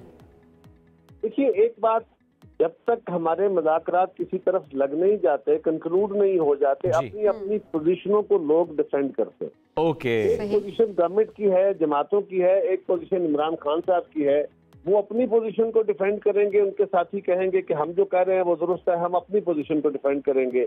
जब कमरे में अक्रॉस द टेबल बैठते हैं तो फिर उसके ऊपर बहस होती है कि आपकी, फर्ज करें मैं और आप डायलॉग कर रहे हैं, तो आप मुझे कायल करेंगे या मुझे बताएंगे कि जो मेरा कहना है या मेरा मौक़िफ़ है, इस पे अमल दरामद में कौन सा अमर माने, कौन सी रुकावट है, कौन सा प्रॉब्लम है, कौन सा उससे और एक इशू खड़ा हो सकता है। हो सकता है आप मुझे कायल कर ले, हो सकता है मैं आपको कायल करूं कि जी आपका मौक़िफ़ दुरुस्त नहीं है, मेरा मौक़िफ़ दुरुस्त है। इस सोच के साथ चलना चाहिए, चलना तो इसी सोच के साथ चाहिए। और कारा साहब, इसी माहौल में अगर गिरफ्तारियों की कोशिश की जा रही हो, जिस तरह परवेज़ इलाही साहब की गिरफ्तारी के हवाले से हमने देखे जो मंजर सामने आए, वो कितना सबूताज करते हैं सर ऐसी कोशिशों को, ऐसे माहौल को? देखिए, परवेज़ इलाही साहब हो या इमरान खान साहब हो या बाकी लोग, अगर तो इदारों ने डायरेक्टली उनके घरों को जाकर रेड कर लिया तो एक और सूरत हाल है, कोई केस नए बना दिए तो और सूरत हाल है। अगर माजी के बने केसेस के ऊपर अदालतों में बेलें थी और वो खत्म हुई और उसके खात्मे के बाद जाके महकमों ने आपके घरों पर रेड किए, पहली बात तो यह है कि परवेज़ इलाही साहब के घर पे जो कुछ हुआ बड़ा नाखुशगवार और किसी सूरत उसकी को काबिल तारीफ नहीं है, बड़ा अफसोसनाक है। लेकिन साथ हमें ये भी सोचना होगा कि क्या हम इस मुल्क के अंदर ये कानून तय कर रहे हैं कि अब जो ताकतवर होगा, जो बंदों को अरेंज कर सकेगा, उसको गिरफ्तार नहीं किया जाएगा। उसके घर पुलिस जाएगी तो उनको डंडे मारेंगे, उनको गुलेलों से पत्थर मारेंगे, उनको पेट्रोल बम मारेंगे। और जिस तरह खान साहब के घर हुआ कि 64 पुलिस वाले जख्मी हुए, 8 तहरीके इंसाफ के कारकुन जख्मी हुए और हम कह रहे हैं कि पुलिस ने बड़ा जुल्म किया। लेकिन कायरा साहब यहाँ पर तो अहम वक्त की बात हो रही है ना, जहाँ पर मुज़ाकरात हो रहे हैं दोनों तरफ से जो है वो। मैं एक और गुजारिश करता हूँ, लेकिन अब वक्त इसका कोई ताल्लुक नहीं है। अगर खान साहब के या तहरीके इंसाफ का ये मुतालबा हो कि इन केसेस के ऊपर अमल दरामद फिलहाल रोक दिया जाए तो किस NRO किसको कहते हैं? और मुझे नहीं लगता कि खान साहब NRO मांगे अपने लिए या अपनी जमात के किसी बंदे के। तो कारा साहब, एक मामला इसमें जो और सामने आता है कि ज़ाहिर उन्होंने इस्तीफे दिए, असम्बलियाँ छोड़ दी हैं, अब वो जो असम्बली में वापसी की तरफ की राहें भी हमवार हो रही हैं, वो क्या शो करता है? वो भी NRO की तरफ मामला जाता है? देखिए, असम्बली के अंदर वापसी के रास्ते तो कानून के रास्ते हैं ना, मेरी नज़र में तो उसका कानून रास्ता नहीं देता और वो फ्री विल के साथ अब असम्बलियां तोड़ बैठे हैं, उसी ने तो कजिया पैदा किया है। आज पाकिस्तान के अंदर जो सियासी और मुआशी तातुल है जो डेडलॉक है, जो आज अदालतें और पार्लियामान आमने सामने हो गए हैं और तनाव आ गया है माशरे में बहुत ज्यादा, इसका जिम्मेदार कौन है? वही इमरान खान का फैसला कि जो असेंबलियों से इस्तीफे दें। ये असेंबलियों को मेंबरशिप कोई मजाक होती है कि आप जब चाहें इसको अपने हथियार के तौर पर इस्तेमाल करें? यानी नवाज शरीफ प्राइम मिनिस्टर थे, उस वक्त भी खान साहब का यही रवैया, अब भी यही रवैया। तो ये रवैया दुरुस्त नहीं है। उनके अपने साथी भी कह रहे थे, उनके अपने चीफ मिनिस्टर भी कह रहे थे जिन्होंने असेंबली डिसॉल्व करनी थी। आज ये भी उनका बयान सामने है। खान साहब ने वो जो असेंबली डिसॉल्व की थी वो अपनी बिल पे नहीं की थी, बल्कि वो कह रहे हैं जनरल बाजवा के कहने पे की थी। तो इस तरह ये मजाक नहीं होना चाहिए। बिल्कुल बिल्कुल कारा साहब, इस पे उनका पछतावा एक तरह से नजर भी आता है। बहुत सारे ऐसे बयानात भी सामने आते हैं कि शायद नहीं करनी चाहिए थी और उन्होंने ये इकदाम ले लिया था। बहुत शुक्रिया। मरजमान कारा साहब हमारे साथ मौजूद थे। बढ़ते हैं अब एक ब्रेक के जाने से पहले, चूंकि एक और गेस्ट हमें ज्वाइन कर चुके हैं, मुसर्रत जमशेद चीमा साहिबा, पीटीआई की रहनुमा, वो ज्वाइन कर चुके हैं। वेलकम भी करते हैं उनको शो में। मुसर्रत साहिबा, बहुत शुक्रिया आपने वक्त दिया। चूंकि इस वक्त कारा साहब से हम गुफ्तगू कर रहे थे, उन्होंने कहा कि जिस तरह इमरान खान साहब ने असेंबलियां तहलील की, जो फैसला लिया उसकी वजह से ये हिजानी सूरत हाल पैदा हुई। वो कहते हैं कि अपने भी साथी इस पर मुत्तफिक नहीं थे। थोड़ा इसी से गुफ्तगू का आगाज कर लेते हैं कि वाकई पार्टी में आज ये डिस्कशन होती है कि इस वक्त जहां पर पाकिस्तान खड़ा है उसकी एक वजह यह है कि गलत फैसला। बिस्मिल्लाहिर्रहमानिर्रहीम, बहुत शुक्रिया। हरगिज भी नहीं। पाकिस्तान जिस नहज पे खड़ा है इसको पहुंचाने वाले वही जिम्मेदार हैं जिन्होंने ये रजीम चेंज ऑपरेशन का खेल रचाया। और फिर उसके बाद किसी हर जी शऊर पाकिस्तानी ने, जो इकोनॉमी को समझता था, जो सियासत को समझता था, उन्होंने इनको बावर कराने की कोशिश की, लेकिन इनको समझ नहीं आई। फिर मेरा ये मानना है कि जब 6 माह गुजर गए थे और पाकिस्तान जिस तरह से रुपए की कदर गिरी, जिस तरह से पाकिस्तान में मईशत तबाह हुई, इंडस्ट्री तबाह हुई और हर लिहाज से हम इखलाकी गिरावट का भी शिकार हुए इनकी ये जो ह्यूमन राइट्स वायलेशंस की वजह से, उसके बाद हमेशा जो गलतियां इंसानों से ही होती हैं, चलें हम मार्जिन दे देते हैं कि होगी गलती, कैलकुलेशन सारी गलत साबित होगी, लेकिन असल में जो पाकिस्तान आज जहां पे इन्होंने बंद गली में पहुंचा दिया है उसके जिम्मेदार मैं सिर्फ इन लोगों को इसलिए समझती हूँ। मुसर्रत साहिबा एक बात जरूर बताइएगा, कैलकुलेशन थी क्या? पंजाब असेंबली को डिसॉल्व करते हुए कैलकुलेशन थी क्या? देखें, पंजाब असेंबली और केपी असेंबली तो हमने सिर्फ और सिर्फ पाकिस्तान के लिए डिसॉल्व की। तकरीबन 65 to 70% पाकिस्तान में हमारी हुकूमत थी और 2 बड़े सूबों में हमारी हुकूमत थी। उसको बेसिकली पाकिस्तान को पॉलिटिकल स्टेबिलिटी की जरूरत थी और वो आ सकती थी इलेक्शन से। और वो और फिर जो आईने पाकिस्तान है उसमें वाज़े तौर पर लिखा हुआ है कि अगर कोई भी असेंबली जो जाहिर है अपने जो भी पार्टी पावर में है या इख्तियार में है, जब वो अपने ऑब्जेक्टिव्स को अचीव नहीं कर पा रही, जिस मकसद के लिए वो आवाम की खिदमत करने के लिए आए हैं उनसे नहीं हो पा रहा, तो ये राइट है कि आप असेंबली तहलील करके फ्रेश इलेक्शन में जाएं, फ्रेश मैंडेट के लिए जाएं। That was only for Pakistan के पाकिस्तान को उस वक्त जरूरत थी। अदरवाइज देखो, लोग कहते हैं कि अच्छा हमने शायद कैलकुलेट नहीं किया था कि ये हमारा हशर क्या करेंगे इंटरम सेटअप लाके। लोग तो इसलिए कहते हैं मुसर्रत साहिबा कि जब इमरान खान साहब ये बयान दें कि बाजवा साहब के कहने पे असेंबली डिसॉल्व की थी, फिर वो बयान बदल लें, फिर सलमान अकरम राजा साहब टेलीविजन में बैठ के बात करेंगे क्योंकि एक मेंबर की वजह से असेंबली चल रही थी, तो असेंबली कभी भी आगे पीछे हो सकती है, फिर किसको मान लें? फिर जब ये कहा जाए कि इसलिए असेंबली डिसॉल्व की ताकि प्रेशर बिल्ट होगा हुकूमत पर, वफाक पर, और वो ज़ाहिर प्रेशर बिल्ट होने के बाद पूरे मुल्क में इंतखाबात की फजा कायम हो जाएगी। किस बात को माना जाए? फिर आप कहते हैं पाकिस्तान के लिए की थी। जी बिल्कुल, पाकिस्तान के लिए फ्रेश इलेक्शन, फ्रेश मैंडेट, और अगर पूरे मुल्क में इलेक्शन हो जाए तो ये पाकिस्तान के लिए ही है, इसको अपने लिए नहीं कहते। अपने लिए तो यहाँ पे कोई काउंसलर की कुर्सी छोड़ने को तैयार नहीं है, ये तो एल्फी लगा के बैठ जाते हैं। अब 2 पॉइंट्स हैं, इनको समझने की जरूरत है। बेसिकली फ्रेश मैंडेट इस मुल्क की जरूरत था, उसको लाने के लिए तरीकाकार ये है कि हम या तो इनको कहें कि जी ठीक है फिर अब हम फ्रेश मैंडेट लेके आ जाते हैं, बिकॉज वफाक के अंदर जो कोalition गवर्नमेंट थी हमारी, वो जाहिर है कोई आसान काम तो नहीं था जो हमारे ऊपर हर वक्त एहसान चढ़ाया जाता था कि जी हम फोन कॉल करते हैं तो लोग आते हैं। तो बात तो ठीक है, जो इल्हाक हुआ था हमारे साथ MQM का भी और बाकी भी जो इधर उधर से लोग थे, तो वो तो एक वजह थी। हमारे तो उतने ही नंबर थे जो थे, उनको आप खींच खूंच के वो ज्यादा तो कर नहीं सकते, नंबर 1। नंबर 2, ये देखें, ये वही बात है कि बाजवा ने कहा तो हमने असेंबलियां तोड़ दी। अब इस बात को समझना है आपने, मुझे 2 मिनट दें। ये उसी तरह से, इसकी एग्जांपल मैं इस तरह से देती हूँ, और मुमनो नमाज के करीब मत जाओ। आप इतना ही बस समझ लें कि जी कह दिया गया कुरान पाक में कि नमाज नहीं पढ़नी। भाई जब नशे की हालत में पूरा फिक्रा पढ़ें। हमें बेसिकली, हमने मरियम नवाज की आप स्टेटमेंट्स निकालो, आप राना सनाउल्लाह की स्टेटमेंट्स निकालो, मरियम औरंगजेब की जो दांत पसीज पसीज के कह रही थी कि अगर इनको इलेक्शन कराने का शौक है तो तोड़ो असेंबलियां। ये हर बंदा जो मुंह खोलता था, one of them was Bajwa also, कि अगर आपको इलेक्शन कराना है, जो हमारा डेलीगेशन उनके साथ जो भी जब भी बातचीत करने के लिए जो जाते थे, उस वक्त तक तो खैर अभी हमारी गवर्नमेंट भी नहीं टूटी थी, तो वो ये कहते थे जिसको इलेक्शन कराने का शौक है जाके पंजाब और केपीके की असेंबलियां तोड़े। ये इस पर राय में बात हुई है। बट मरियम नवाज और पीएमएलएन की सारी लीडरशिप, एहसन इकबाल की आप स्टेटमेंट निकाल के देख लो, एवरीबॉडी वाज सेइंग कि जी अगर आपने इलेक्शन कराना है और आपको लगता है कि मुल्क की पॉलिटिकल स्टेबिलिटी के लिए इलेक्शन जरूरी है क्योंकि वो लिंक करती है इकोनॉमिक स्टेबिलिटी से, तो आप असेंबलियां तोड़ो। हमने फिर आयन और कानूनी माहिरीन जो समझते हैं कॉन्स्टिट्यूशन को, हर एक की ये मुतफिका राय थी कि असेंबलियां तोड़ने के बाद 90 डेज से ऊपर एक दिन 1 घंटा भी नहीं जा सकती, ना इंटरिम सेटअप ना election date. So that's why we decided, ये मुश्किल फैसला था बिकॉज 25 मई की फस्तायत जो हमजा की गवर्नमेंट थी वो हम सह चुके थे। उसके बावजूद हमें डराया गया, हमारे लोगों को फोन कॉल्स गई कि अगर आप लोगों ने, आपको पता है कि पहले हमने वोट ऑफ कॉन्फिडेंस लिया और उसके बाद फिर असेंबलियां टूटी। चौधरी परवेज इलाही साहब को याद ही होगा ना कि वो कितना हमारा मुश्किल टाइम था कि जब वोट ऑफ कॉन्फिडेंस लेना, नंबर पूरे करना।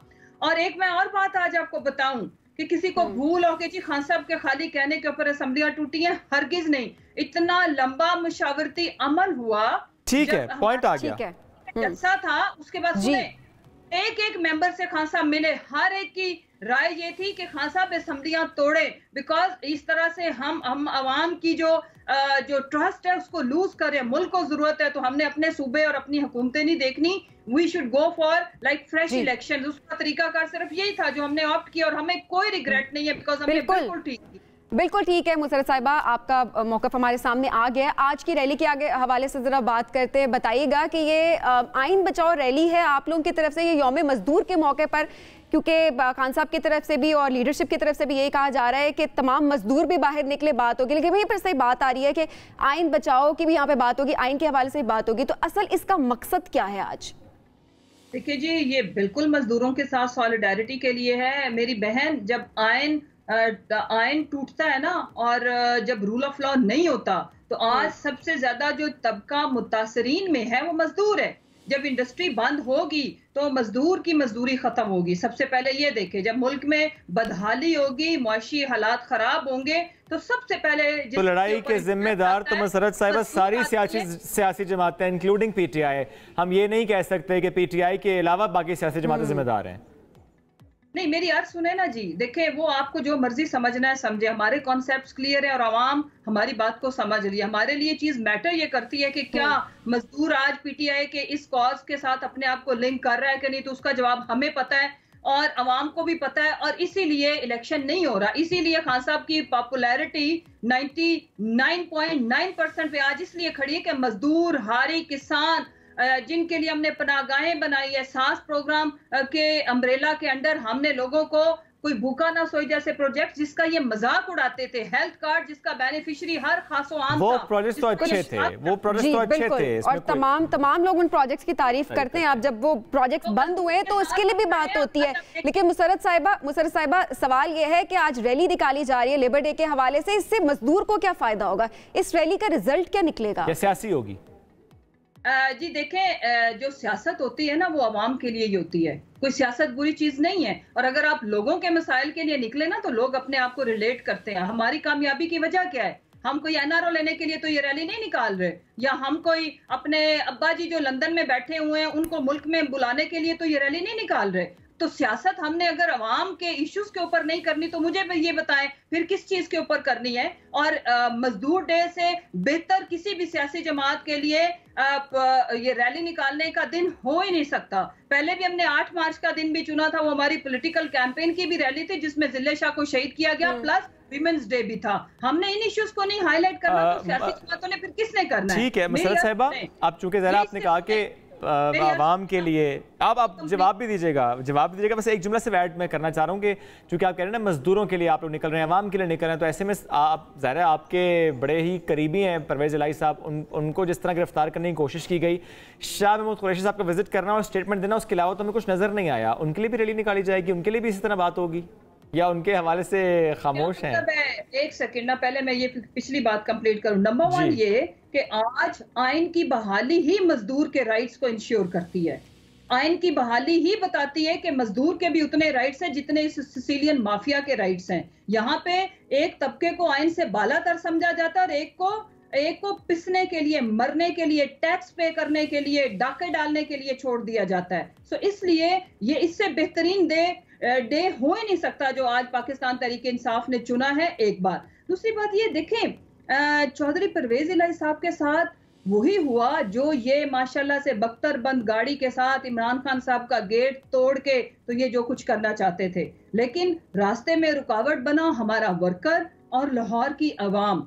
हम उनका जितना भी शुक्रिया अदा करें, हम उनके इंतहाई शुक्रगुजार हैं, लेकिन ये गरूर और तकब्बुर का डिस्प्ले था। ये अपनी अनाओं को तस्कीन देने के लिए एक पॉलिटिकल फैमिली के ऊपर एक बुजुर्ग सियासतदान, जीरक सियासतदान जिसने हमेशा एंटी एस्टेब्लिशमेंट जो नहीं गया, उनके घर के ऊपर हमला करके किसी को कुछ नहीं मिला, लेकिन उनकी इज्जतें खराब हुई हैं जिन्होंने ये हरकत की है। हम तो उनके देखिए, मेरी अर्ज सुने, अब रैली निकालना क्या, जिस दिन ये स्टेटमेंट हुई है क्या हम उनके साथ नहीं थे? मैं खुद सारे चैनल्स पे, आपने सिर्फ आपके चैनल ने मुझे नहीं लिया बीपर पे, बाकी टॉप के तमाम 6 से 7 चैनल्स के साथ हम लोग राब्ते में थे।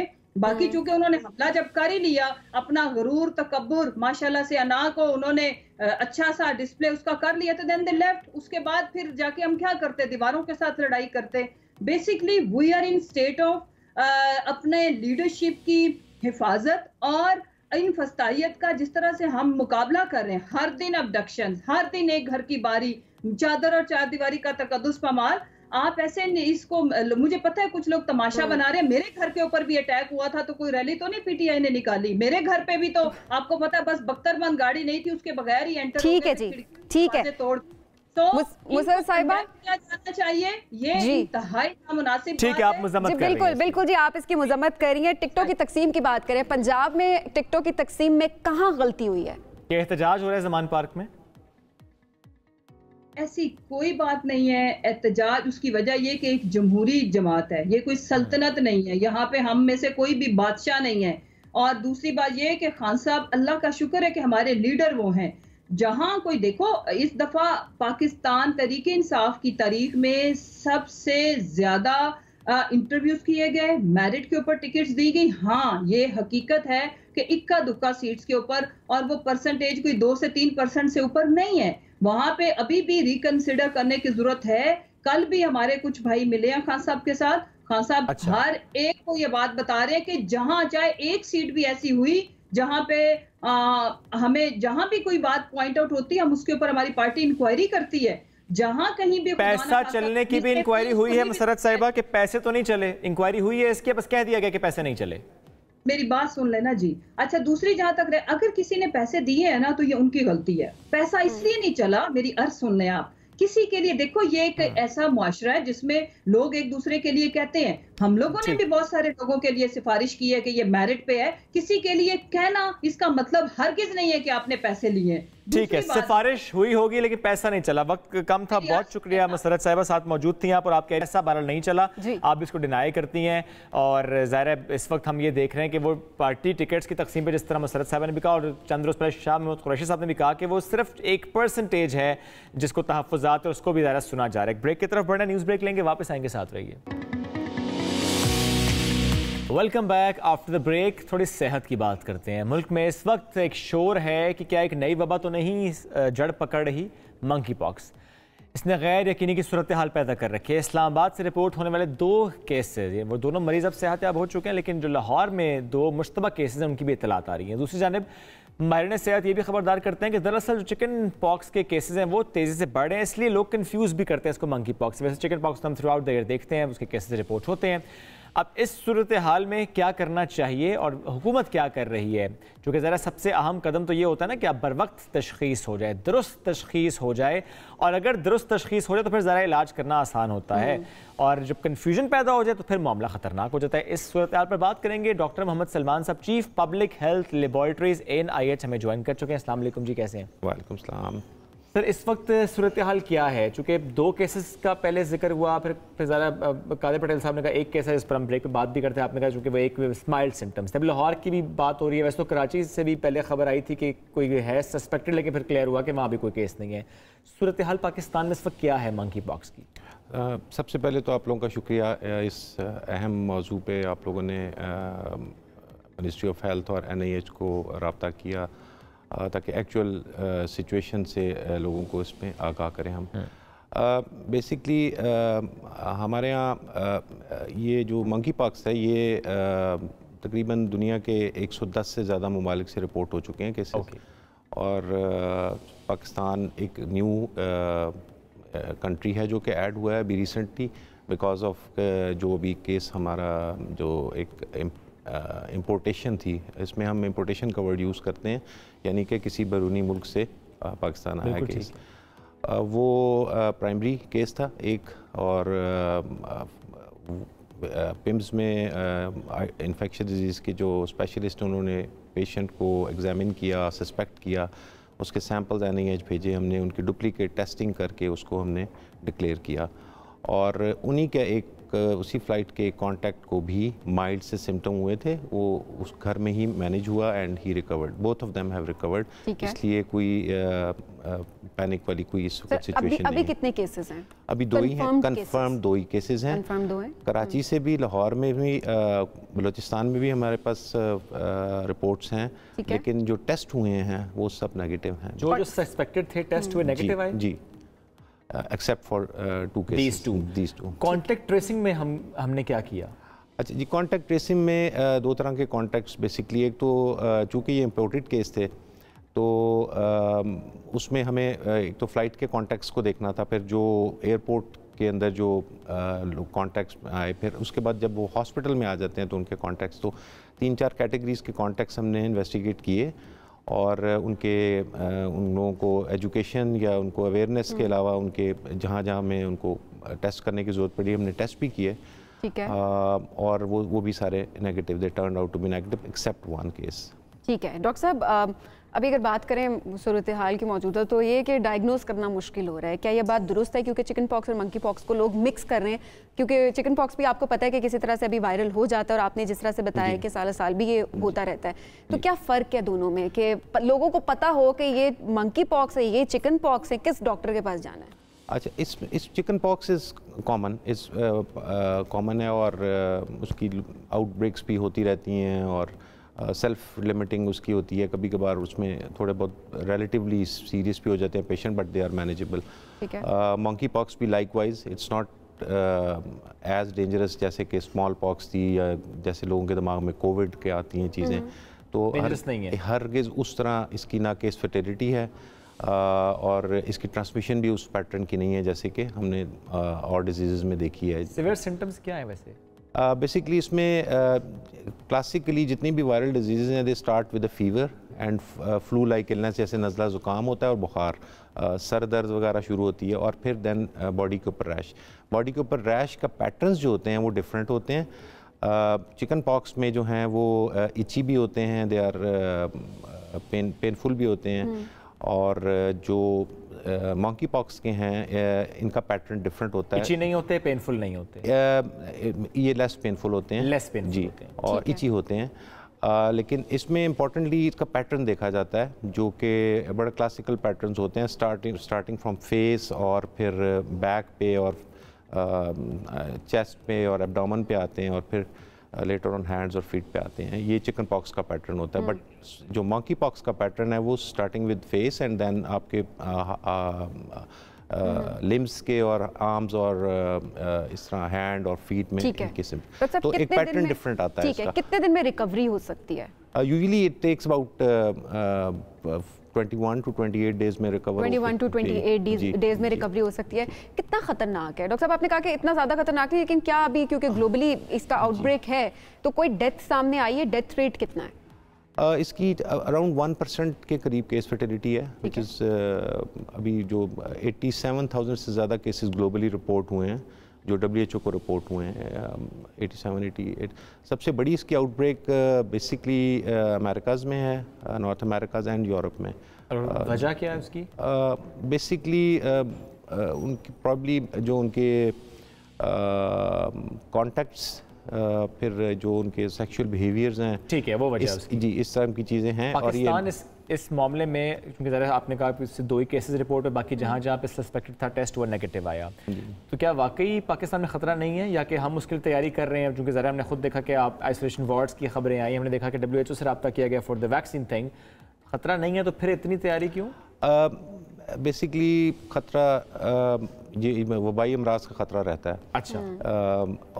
एक नहीं, दूसरी नहीं, तीसरी नहीं, हमारे यहाँ और पाकिस्तान में भी likewise many other developing countries, हमारे यहाँ वबाई अमराज के ख़तरे रहते हैं। और हेल्थ सिस्टम की प्रिपेयर्डनेस इस वक्त जो है ना ज़रूरी है, बहुत ज़रूरी है, चाहे क्योंकि हमने कोविड भी ज़रूरी है, वो मैं उसकी बात करता हूँ सारी चीज़ों की। अच्छा। एक दो चीज़ें और भी हैं इसमें, लेकिन प्रिपेयर्डनेस के हवाले से मैं जो आपको बताना चाह रहा था कि जो कंपोनेंट्स हैं प्रिपेयर्डनेस के, वो इसलिए करने ज़रूरी हैं कि यू नेवर नो, क्योंकि वायरसेस जो हैं ये म्यूटेट कर रहे होते हैं, ये अपनी जो साख्त होती है चेंज कर रहे होते हैं। तो अगर कोई खुदा न खास्ता ऐसी कोई अनयूजुअल आती है और ट्रांसमिशन बढ़ जाती है,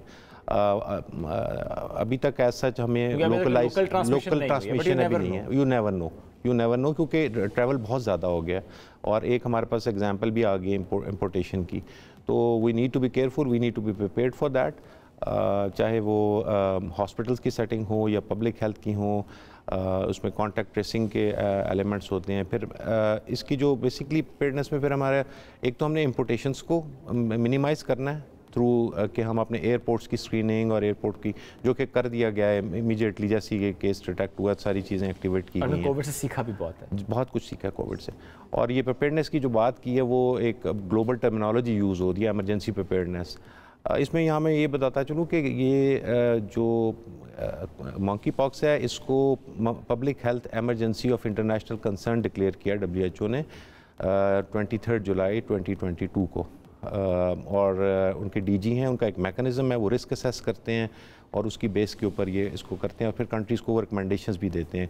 उनमें एक है प्रिपेयर्डनेस, और क्योंकि वो रिस्क असेसमेंट में ये चीज़ सामने आ रही थी कि ये it can go out of control, that is why they ask the countries के आप प्रिपेयर्ड रहें।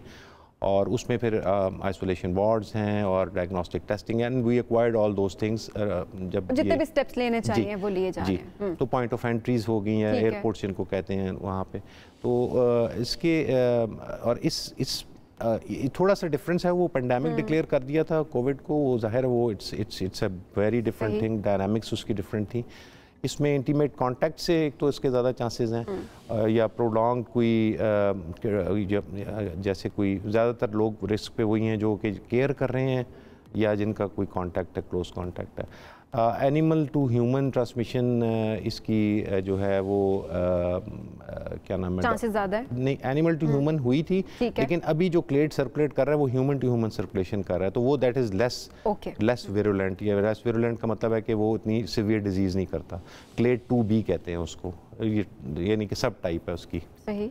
तो डॉक्टर साहब वैक्सीनेशन की अगर बात करें तो स्मॉल पॉक्स की वैक्सीन जब इन्होंने बनाई थी, ये मंकी पॉक्स की वैक्सीन न्यू नहीं है, ये I think more than 50 years पहले ये रिपोर्ट हो चुके हुए हैं। बाय 1992 अराउंड 500 केसेस रिपोर्ट हुए थे ह्यूमंस में, और उसमें ये कहते हैं कि साइंटिफिक एविडेंस मौजूद है इस चीज़ का कि स्मॉल पॉक्स की जो वैक्सीन है वो इट हैज़ बीन फाउंड कि वो क्रॉस प्रोटेक्शन देती है मंकी पॉक्स के अगेंस्ट। तो वो एज ग्रुप जो कि जिन लोगों को स्मॉल पॉक्स लगी हुई है तो उनमें रिलेटिवली इसकी प्रोटेक्शन है। इसकी कोई एडिशनल डोजेज या इस तरह वैक्सीन सिर्फ उन लोगों को दी जाएगी जहाँ अनकंट्रोल्ड आउटब्रेक्स होंगी। इसके एसेंशियल स्टॉक पाइल बहुत थोड़ी सी कंट्रीज़ के पास हैं।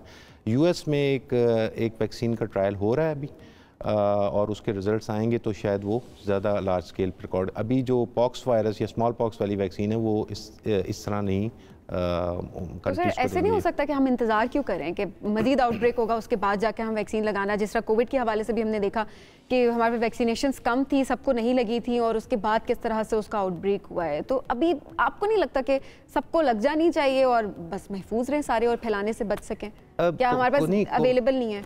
नहीं, अभी तो मैंने बताया ना कि जो इसकी मंकी पॉक्स स्पेसिफिक वैक्सीन है वो तो अभी बन रही है, ट्रायल में है। सही। और जो हैं अभी इसकी जो एंटीवायरल ड्रग्स हैं वो भी यूएस में भी अभी उनकी एमरजेंसी यूज़ ऑथराइजेशन करके उन्होंने टेस्ट किए हैं, अच्छे रिजल्ट्स हैं।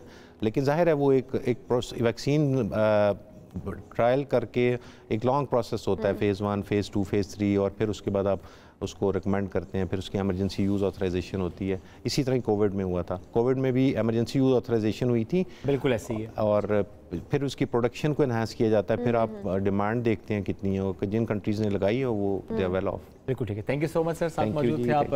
मंकी पॉक्स से मुताल्लिक हम डिस्कशन कर रहे थे, ब्रेक की तरफ पढ़ेंगे, ब्रेक से वापस आएंगे, साथ रहिए। Welcome back after the break. थोड़ी स्पोर्ट्स की बात करते हैं। हमारी टीम है, हमारे शाहीन, जिस तरह से न्यूजीलैंड के खिलाफ उन्होंने फॉर्म दिखाई तो उसके बाद हम तो कह रहे हैं कि वाकई ज़बरदस्त फॉर्म है, इसी को मेंटेन रखना है कि दूसरे मैच में सिर्फ 3 विकेटों के नुकसान पर 337 रन का जो बड़ा हदफ है वो हासिल किया और एक खतरे की घंटी न्यूजीलैंड के लिए तो बजा दी है। लेकिन एक और साइन हम जो है वो इससे ले रहे हैं कि वर्ल्ड कप से कबल इतनी अच्छी परफॉर्मेंस, दैट शोज़ कि हम वाकई अब सोच चुके हैं कि हमारा जो अगला एक बड़ा इवेंट है उसके लिए हम तैयारी कर रहे हैं। हमारी जारहाना इनिंग्स या हमारे जारहाना ओपनर की सिर्फ अगर हम बात करें फ़खर जमान, तो उनकी फॉर्म में जो वापसी है उसको भी खासा अप्रिशिएट किया जा रहा है। मुसलसल दूसरी सेंचुरी, 180 रन बनाए, जिसे कहा जा रहा है बिग सेंचुरी, नॉट आउट भी रहे हैं। मोहम्मद रिजवान की बात करें, उनकी परफॉर्मेंस भी खासी अच्छी दिखाई दे रही है। इस वक्त हमें प्रोग्राम में ज्वाइन कर रहे हैं, बहुत ही प्यारे हैं, बहुत ज़बरदस्त हैं, मारूफ सहाफ़ी, स्पोर्ट्स जर्नलिस्ट मिर्ज़ा इकबाल बेग साहब। हम सब बड़ा सीखते हैं इनसे। बहुत शुक्रिया सर, कैसे हैं आप? मैं बिल्कुल ठीक हूँ शोएब, आपके तारुफ का बहुत बहुत शुक्रिया। आप और सबीन दोनों ठीक हैं, खैरियत से? अल्हम्दुलिल्लाह सर, बिल्कुल ठीक ठाक। सर आप बताएं, जो हमारी टीम की परफॉर्मेंस है कितने सेटिस्फाइड हैं? सिर्फ सेटिस्फाइड हैं या बहुत खुश भी हैं कि अच्छी परफॉर्मेंस दिखा रहे हैं? देखिए शोएब, अगर हकीकत की निगाह से देखा जाए तो न्यूजीलैंड की इस टीम में 9 टॉप के क्रिकेटर्स शामिल नहीं है जो इस वक्त आईपीएल में खेल रहे हैं। बिल्कुल ठीक। उसके बावजूद अगर लोग कह रहे हैं कि ये बी टीम है, लेकिन उसके बावजूद उन्होंने पाकिस्तान को T20 सीरीज में टफ टाइम दिया, सीरीज 2-2 से बराबर की। और इस वनडे सीरीज में भी आप देखें कि पहले मैच में 288 रन स्कोर किए, दूसरे मैच में 335 रन स्कोर किए। बैटिंग उनकी तगड़ी है, लेकिन पाकिस्तान के खिलाफ उनकी बॉलिंग जो है बड़ी वल्नरेबल नजर आई है, बड़ी कमजोर नजर आई है। बहरहाल ये पाकिस्तान के लिए एक अच्छा मौका है तैयारी का, क्योंकि एशिया कप और वर्ल्ड कप से कबल पाकिस्तान के पास सिर्फ 8 वनडे मैचेस हैं, 5 न्यूजीलैंड के खिलाफ है और 3 अफगानिस्तान के खिलाफ है। तो इन मैचेस में पाकिस्तान डिफरेंट कॉम्बिनेशंस आजमा सकता है। इन मैचेस में पाकिस्तान उन खिलाड़ियों पर कि जिन पर उसकी नज़र है कि वर्ल्ड कप के लिए, क्योंकि एशियाई विकेटों पर ये वर्ल्ड कप हो रहा है, एशियाई विकेटों पर ये एशिया कप हो रहा है, तो पाकिस्तान के लिए एडवांटेज है। मैं समझ रहा हूँ सेटिस्फैक्ट्री है परफॉर्मेंस, लेकिन न्यूजीलैंड की टीम से आप क्रेडिट दूर नहीं कर सकते, क्योंकि न्यूजीलैंड ने अच्छा परफॉर्म किया। इन एक्सपीरियंस साइड है, उसके बावजूद उनकी कारकर्दगी बड़ी जबरदस्त रही है। सही। सर टीम सिलेक्शन के हवाले से क्या कहेंगे? टीम सिलेक्शन बिल्कुल ठीक है, तमाम प्लेयर्स वही हैं जो होने चाहिए थे, अभी तब्दीली की जरूरत है? कुछ ऐसे प्लेयर्स जिनको चांस देना चाहिए, कुछ ऐसे प्लेयर्स जिनको चांस नहीं मिलना चाहिए था? देखिए सबीन, लोग बड़ी इस हवाले से सोशल मीडिया पे भी बातें आ रही हैं कि इफ्तिखार अहमद, जिसको आप 2016 से कैरी कर रहे हैं, 7 साल का अरसा गुजर गया है, उसको आपने वनडे स्क्वाड का हिस्सा ही नहीं बनाया। और इसके अलावा इमाद वसीम को भी वनडे स्क्वाड का हिस्सा नहीं बनाया, जिस पर एक क्वेश्चन मार्क है। पाकिस्तान का मिडिल ऑर्डर जो है वो बड़ा कमजोर नजर आता है, क्योंकि आपने इस टीम में जो 16 रुकनी टीम है, कई ओपनर्स रखनी है। आप देखें अब्दुल्ला शफीक भी इनिंग्स ओपन करते हैं, शान मसूद भी इनिंग्स ओपन करते हैं, फिर फखर जमान और इमामुल हक दोनों अच्छा परफॉर्म कर रहे हैं। तो आपका मिडिल ऑर्डर जो है वो कमजोर नजर आ रहा है। हारिस सोहेल आए थे, लेकिन वो जख्मी होने की वजह से सीरीज से बाहर हो गए। तो पाकिस्तान के लिए लम्हे फिक्रिया है, क्योंकि पाकिस्तान की बॉलिंग तो तगड़ी है, लेकिन पाकिस्तान की जो मिडिल ऑर्डर बैटिंग है, अगर इमामुल हक और फखर जमान खुदा न खास्ता नाकाम हो जाते हैं, पिछले मैच में 100 से ज्यादा रन की पार्टनरशिप फर्स्ट मैच में और दूसरे मैच में अच्छी पार्टनरशिप इन दोनों ने की, तो फिर सारा प्रेशर आएगा मिडिल ऑर्डर पर। अगर बाबर और रिजवान नहीं चलते तो फिर आपके पास क्या बचा है? तो मेरे ख्याल में ये सोचना पड़ेगा, इसीलिए तजुर्बात कर रहे हैं जो सिलेक्शन कमेटी के चेयरमैन हारून रशीद साहब, वो यही चाह रहे हैं कि एक अच्छा कॉम्बिनेशन बने। अब देखें अगले 3 मैचेस जो कराची में 3, 5 और 7 मई को, इन 3 वनडे मैचेस में पाकिस्तान क्या कॉम्बिनेशन आजमाता है। और इसमें न्यूजीलैंड के कम बैक करने के चांसेस भी नजर आ रहे हैं आपको? भले वो देखें, आपने खुद भी कहा बी टीम, लेकिन वो अच्छा परफॉर्मेंस ने किया, तो अभी भी आपको लगता है कम बैक हो सकता है? देखिए शोएब, जो रावलपिंडी की विकेट थी वो बैट्समैनों की जन्नत थी। अब कराची में मैचेस हो रहे हैं, कराची की विकेट थोड़ी डिफरेंट होगी और इस विकेट पर यकीनन न्यूजीलैंड के बॉलर्स जो हैं कुछ न कुछ करने की, खासतौर पर मैट हेनरी हुआ, इनके अच्छे बॉलर्स हैं जो करने की कुछ अहलियत रखते हैं। विकेट का भी बड़ा फर्क पड़ता है। पाकिस्तानी बॉलर्स की भी बड़ी पिटाई हुई थी, आपको पता है शाहीन हमारा एस बॉलर है और उसकी रावलपिंडी में बड़ी पिटाई हुई थी। तो मेरे ख्याल में कराची में थोड़ा डिफरेंट होगा, एटमॉस्फेयर भी डिफरेंट होगा। अब देखते हैं कि न्यूजीलैंड की टीम फाइट बैक करती है या नहीं करती। ठीक। अब चूंकि सर ये एक अच्छा मौका भी होता है ना तजर्बे करने का, ज़रा आगे बड़े इवेंट आ रहे हैं, एशिया कप है, वर्ल्ड कप है, तजर्बे करने के लिए बड़ा अच्छा आपको वक्त मिला हुआ है। एक न्यूजीलैंड की टीम भी आई हुई है, ऐसा कौन सा तजर्बा है जो कि आपको लगता है यार ये लाजमी हो जाना चाहिए वर्ल्ड कप और एशिया कप से पहले? देखें शोएब, तजुर्बा तो मिडिल ऑर्डर में होना चाहिए। इनको मिडिल ऑर्डर अपना बेहतर करना पड़ेगा। शादाब खान इतनी अच्छी बॉलिंग नहीं कर रहे, हमने ऑलराउंडर्स बना दिया है सबको। शादाब खान को हम कहते हैं ऑलराउंडर, उसको देखिए रेस्ट कराया इन्होंने सेकंड वनडे में। तो हमें तजुर्बा करना है तो अगर मिडिल ऑर्डर में करना है, हमारा मिडिल ऑर्डर तगड़ा होगा। अगर ऊपर से विकेटें गिरेंगी तो मिडिल ऑर्डर उस प्रेशर को सस्टेन कर पाएगा या नहीं कर पाएगा, ये बड़ा एक क्वेश्चन मार्क है। तो हमें मिडिल ऑर्डर पे तजुर्बा करें, डिफरेंट चीजें। अब शान मसूद को एक मैच खिलाकर बाहर कर दिया, उस पर इल्जाम लगा रहे हैं। एक तो उसको वाइस कैप्टन बना के उस पर दबाव डाल दिया कि वो अच्छा खासा खेल रहा था, कि वाइस कैप्टन पहले कराची में बना दिया वनडे सीरीज में न्यूजीलैंड के खिलाफ जनवरी में, जहां उसको कोई मैच नहीं खिलाया गया था शुरू में। तो मेरे ख्याल में शान मसूद को यूटिलाइज करें। चौथे नंबर पर आप ओपनर को भेज रहे हैं तो फिर क्या आप उससे तवक्को करेंगे? यही हाल सायम अयूब का किया है इन्होंने T20 सीरीज में, चौथे नंबर पर उसको भेज रहे हैं। तो मेरे ख्याल में तजर्बात करने की अगर शोएब जरूरत है तो मिडिल ऑर्डर में है। और सर चूंकि हम बार बार एक ही बात कर रहे हैं ना कि बड़े इवेंट्स आने वाले हैं, अगर हम वर्ल्ड कप की बात करें ज़ाहिर है भारत में, आपने खुद अभी जिस तरह कहा कि पिंडी की पिच डिफरेंट है, कराची की पिच डिफरेंट, दैट मीन्स जब हम कहीं और जाएंगे वहाँ की पिच भी इंटायरली डिफरेंट होगी, माहौल डिफरेंट होता है और एक प्रेशर भी होता है। अभी तो ज़ाहिर वो फैसला भी होना है कि हमने जाना नहीं जाना, बट लगता ये है कि शायद चले भी जाएंगे, वो तो फैसला जब होगा तब की तब। लेकिन क्या हमारी टीम इंडिया में जाकर वहां की पिच के हिसाब से भी कुछ स्टडी कर रही है, तैयार है, वो आपको नजर आता है? देखिए हमारी टीम ने इंडिया में अच्छा परफॉर्म किया है। 1999 में जब पाकिस्तानी टीम गई थी वर्ल्ड टेस्ट चैंपियनशिप खेलने, आपको याद होगा शोएब अख्तर ने कोलकाता में जो बॉलिंग की थी, उनके देवता सचिन तेंदुलकर को आउट किया, राहुल द्रविड़ को आउट किया। तो उसके अलावा फिर जब हमारी टीम 2006 में गई थी इमामुल हक की कप्तानी में, जब भी हमने भारत में अच्छा परफॉर्म किया। लेकिन जो आखिरी हमारा टूर था 2016 में शाहिद आफरीदी की कप्तानी में, जो वर्ल्ड T20 खेलने गए थे वर्ल्ड कप, वहां हमारी कारकर्दगी अच्छी नहीं रही। लेकिन सिमिलर विकेटें हैं पाकिस्तान और भारत की, तो पाकिस्तान को एडवांटेज होगा। सिर्फ एक डिसएडवांटेज होगा क्राउड का, क्योंकि क्राउड जो है उनका बड़ा हॉस्टाइल है। पाकिस्तान जब खेलती है तो डेफिनेटली ऐसे ही थोड़ा अंडर प्रेशर आ भी जाते हैं। हमारी टीम का ये वैसे रिकॉर्ड भी है जो कहा जाता है अंडर प्रेशर फौरन आ जाते हैं। लेकिन प्लेयर वही है ना सबीन, ये प्रोफेशनल क्रिकेटर्स है कि अंडर प्रेशर परफॉर्म करेगा तब उसकी सलाहियतें निखर कर सामने आएंगी। अगर आप अंडर प्रेशर आए तो फिर आप तो गए काम से। फिर बिल्कुल ऐसे है सर, बहुत शुक्रिया साथ मौजूद थे फॉर दिस सेगमेंट। हम कोशिश करेंगे सर आगे भी बार बार डिस्टर्ब करें, बड़ा अच्छा लगता है हमेशा आपसे बात करके। एक ब्रेक की तरफ बढ़ने नाजरीन, ब्रेक से वापस आएंगे, फिर बात हम मजदूरों की करेंगे। जब मजदूर की हम बात करते हैं उनके हालात का जिक्र करेंगे ब्रेक के बाद। Welcome back after the break. Pakistan Institute of Labour Education and Research के मुताबिक मुल्क में तकरीबन 80% गैर हुनरमंद मजदूरों को माहाना 25,000 रुपए की कम अज कम उजरत नहीं मिलती। जबकि वर्ल्ड बैंक की एक हालिया रिपोर्ट के मुताबिक पाकिस्तान में 83% घरानों को बुनियादी ज़रूरियात के लिए दरकार रोज़ाना जो कम अज़ कम $2 होते हैं ना, वो भी दस्तयाब नहीं है। बदतरीन माशी हालात में मजदूर मुसलसल पिस रहा है, कोई पुरसाने हाल नहीं है। और इक्तिसादी बहरान की वजह से अगर एक तरफ लेबर्स के लिए रोज़गार के मौके कम हो गए, दूसरी जानिब बढ़ती महंगाई ने उनकी क़ुव्वत ख़रीद को भी मुतासर किया, वह नहायत कम हो गई है। उनका म्यार ज़िंदगी बहुत नीचे चला गया है। मुल्क में मज़दूरों के तहफ़्फ़ुज़ के लिए कोई ख़ास कवानीन भी हमें नज़र नहीं आते, ना उन पर अमल दरामद होता हमें कुछ मामला नज़र आता है।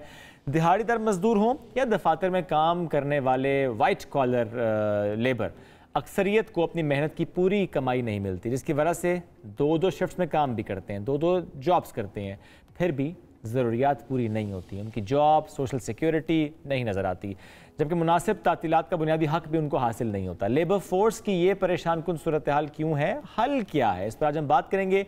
माहिर मौशियात तैमूर रहमान साहब ने ज्वाइन किया। आप सेक्रेटरी जनरल भी हैं मजदूर किसान पार्टी के, एंड म्यूजिशियन एज वेल। अस्सलाम वालेकुम सर, कैसे हैं आप? वालेकुम सलाम जी, थैंक यू, आपने बुलाया, बहुत शुक्रिया। सर, जानना चाहेंगे कि आपकी नज़र में मज़दूरों की जो इस वक्त बदतरीन और तशवीशनाक हालत है, उसका जिम्मेदार कौन है, वजह क्या है? वजह तो मेरा ख्याल है माहिर मुआशियात ने ऑलरेडी बता दी हैं आपको कि हमारी जो इंपोर्ट्स हैं वो 70 बिलियन हैं और एक्सपोर्ट्स और रेमिटेंसेस मिला के 52 बिलियन डॉलर्स हम कमाते हैं। तो इसकी वजह से बैनुल अक़वामी तिजारत में जो खसारा है उसके नतीजे में हमें बाहर से कर्ज़े लेने पड़ते हैं। जब हम बाहर से कर्ज़े लेते हैं तो कर्ज़ा देने वाली अथॉरिटीज़ IMF और वर्ल्ड बैंक, और खैर वर्ल्ड बैंक तो अब कम कर्ज़े देती है मगर एशियन डेवलपमेंट बैंक वगैरह, वो शराइत लगाते हैं। शर्त ये लगाते हैं कि जी जो तेल की कीमतें हैं, पेट्रोल की, डीजल की, ये सब फ्यूल्स की कीमतें, बिजली की कीमतें, ये सब कीमतें आप बढ़ा दें। जब ये सब कीमतें बढ़ गई तो उसके नतीजे में तमाम बिजली की कीमत भी बढ़ गई, ट्रांसपोर्ट की कीमत भी बढ़ गई, तो तमाम कीमतें बढ़ गई।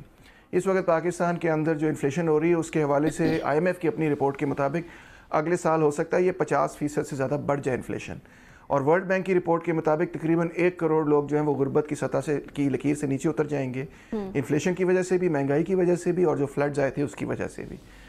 तो इसका सलूशन ये है, सबसे पहला जो हमारा मुतालबा भी है जिस पे बहुत सारी रैलीज़ भी हो रही हैं, कि अगर बैनुल अक़वामी तिजारत के अंदर खसारे को ख़त्म किया जाए, इंपोर्ट्स पर पाबंदी लगाई जाए लेटर ऑफ क्रेडिट के ज़रिए और इंपोर्ट लाइसेंसिंग के ज़रिए, और जितने एक्सपोर्ट से आप पैसे कमाते हैं, आप 52 बिलियन डॉलर्स पैसे कमाते हैं, तो 52 बिलियन डॉलर से आगे किसी किस्म की कोई चीज़ इंपोर्ट आपको नहीं करनी चाहिए, और ख़ास तौर पे गैर ज़रूरी अशिया जो हैं उनको बिल्कुल ख़त्म कर देना चाहिए। बड़ी बड़ी महंगी महंगी गाड़ियाँ हों या कैट फूड, डॉग फूड या इस तरह की चीज़ें जो पाकिस्तान में बन सकें। जब आपका बैनुल अक़वामी तिजारत में खसारा नहीं होगा, जब कहते हैं ना when you start living with in your means, तब आपको कर्जा भी नहीं लेना पड़ेगा।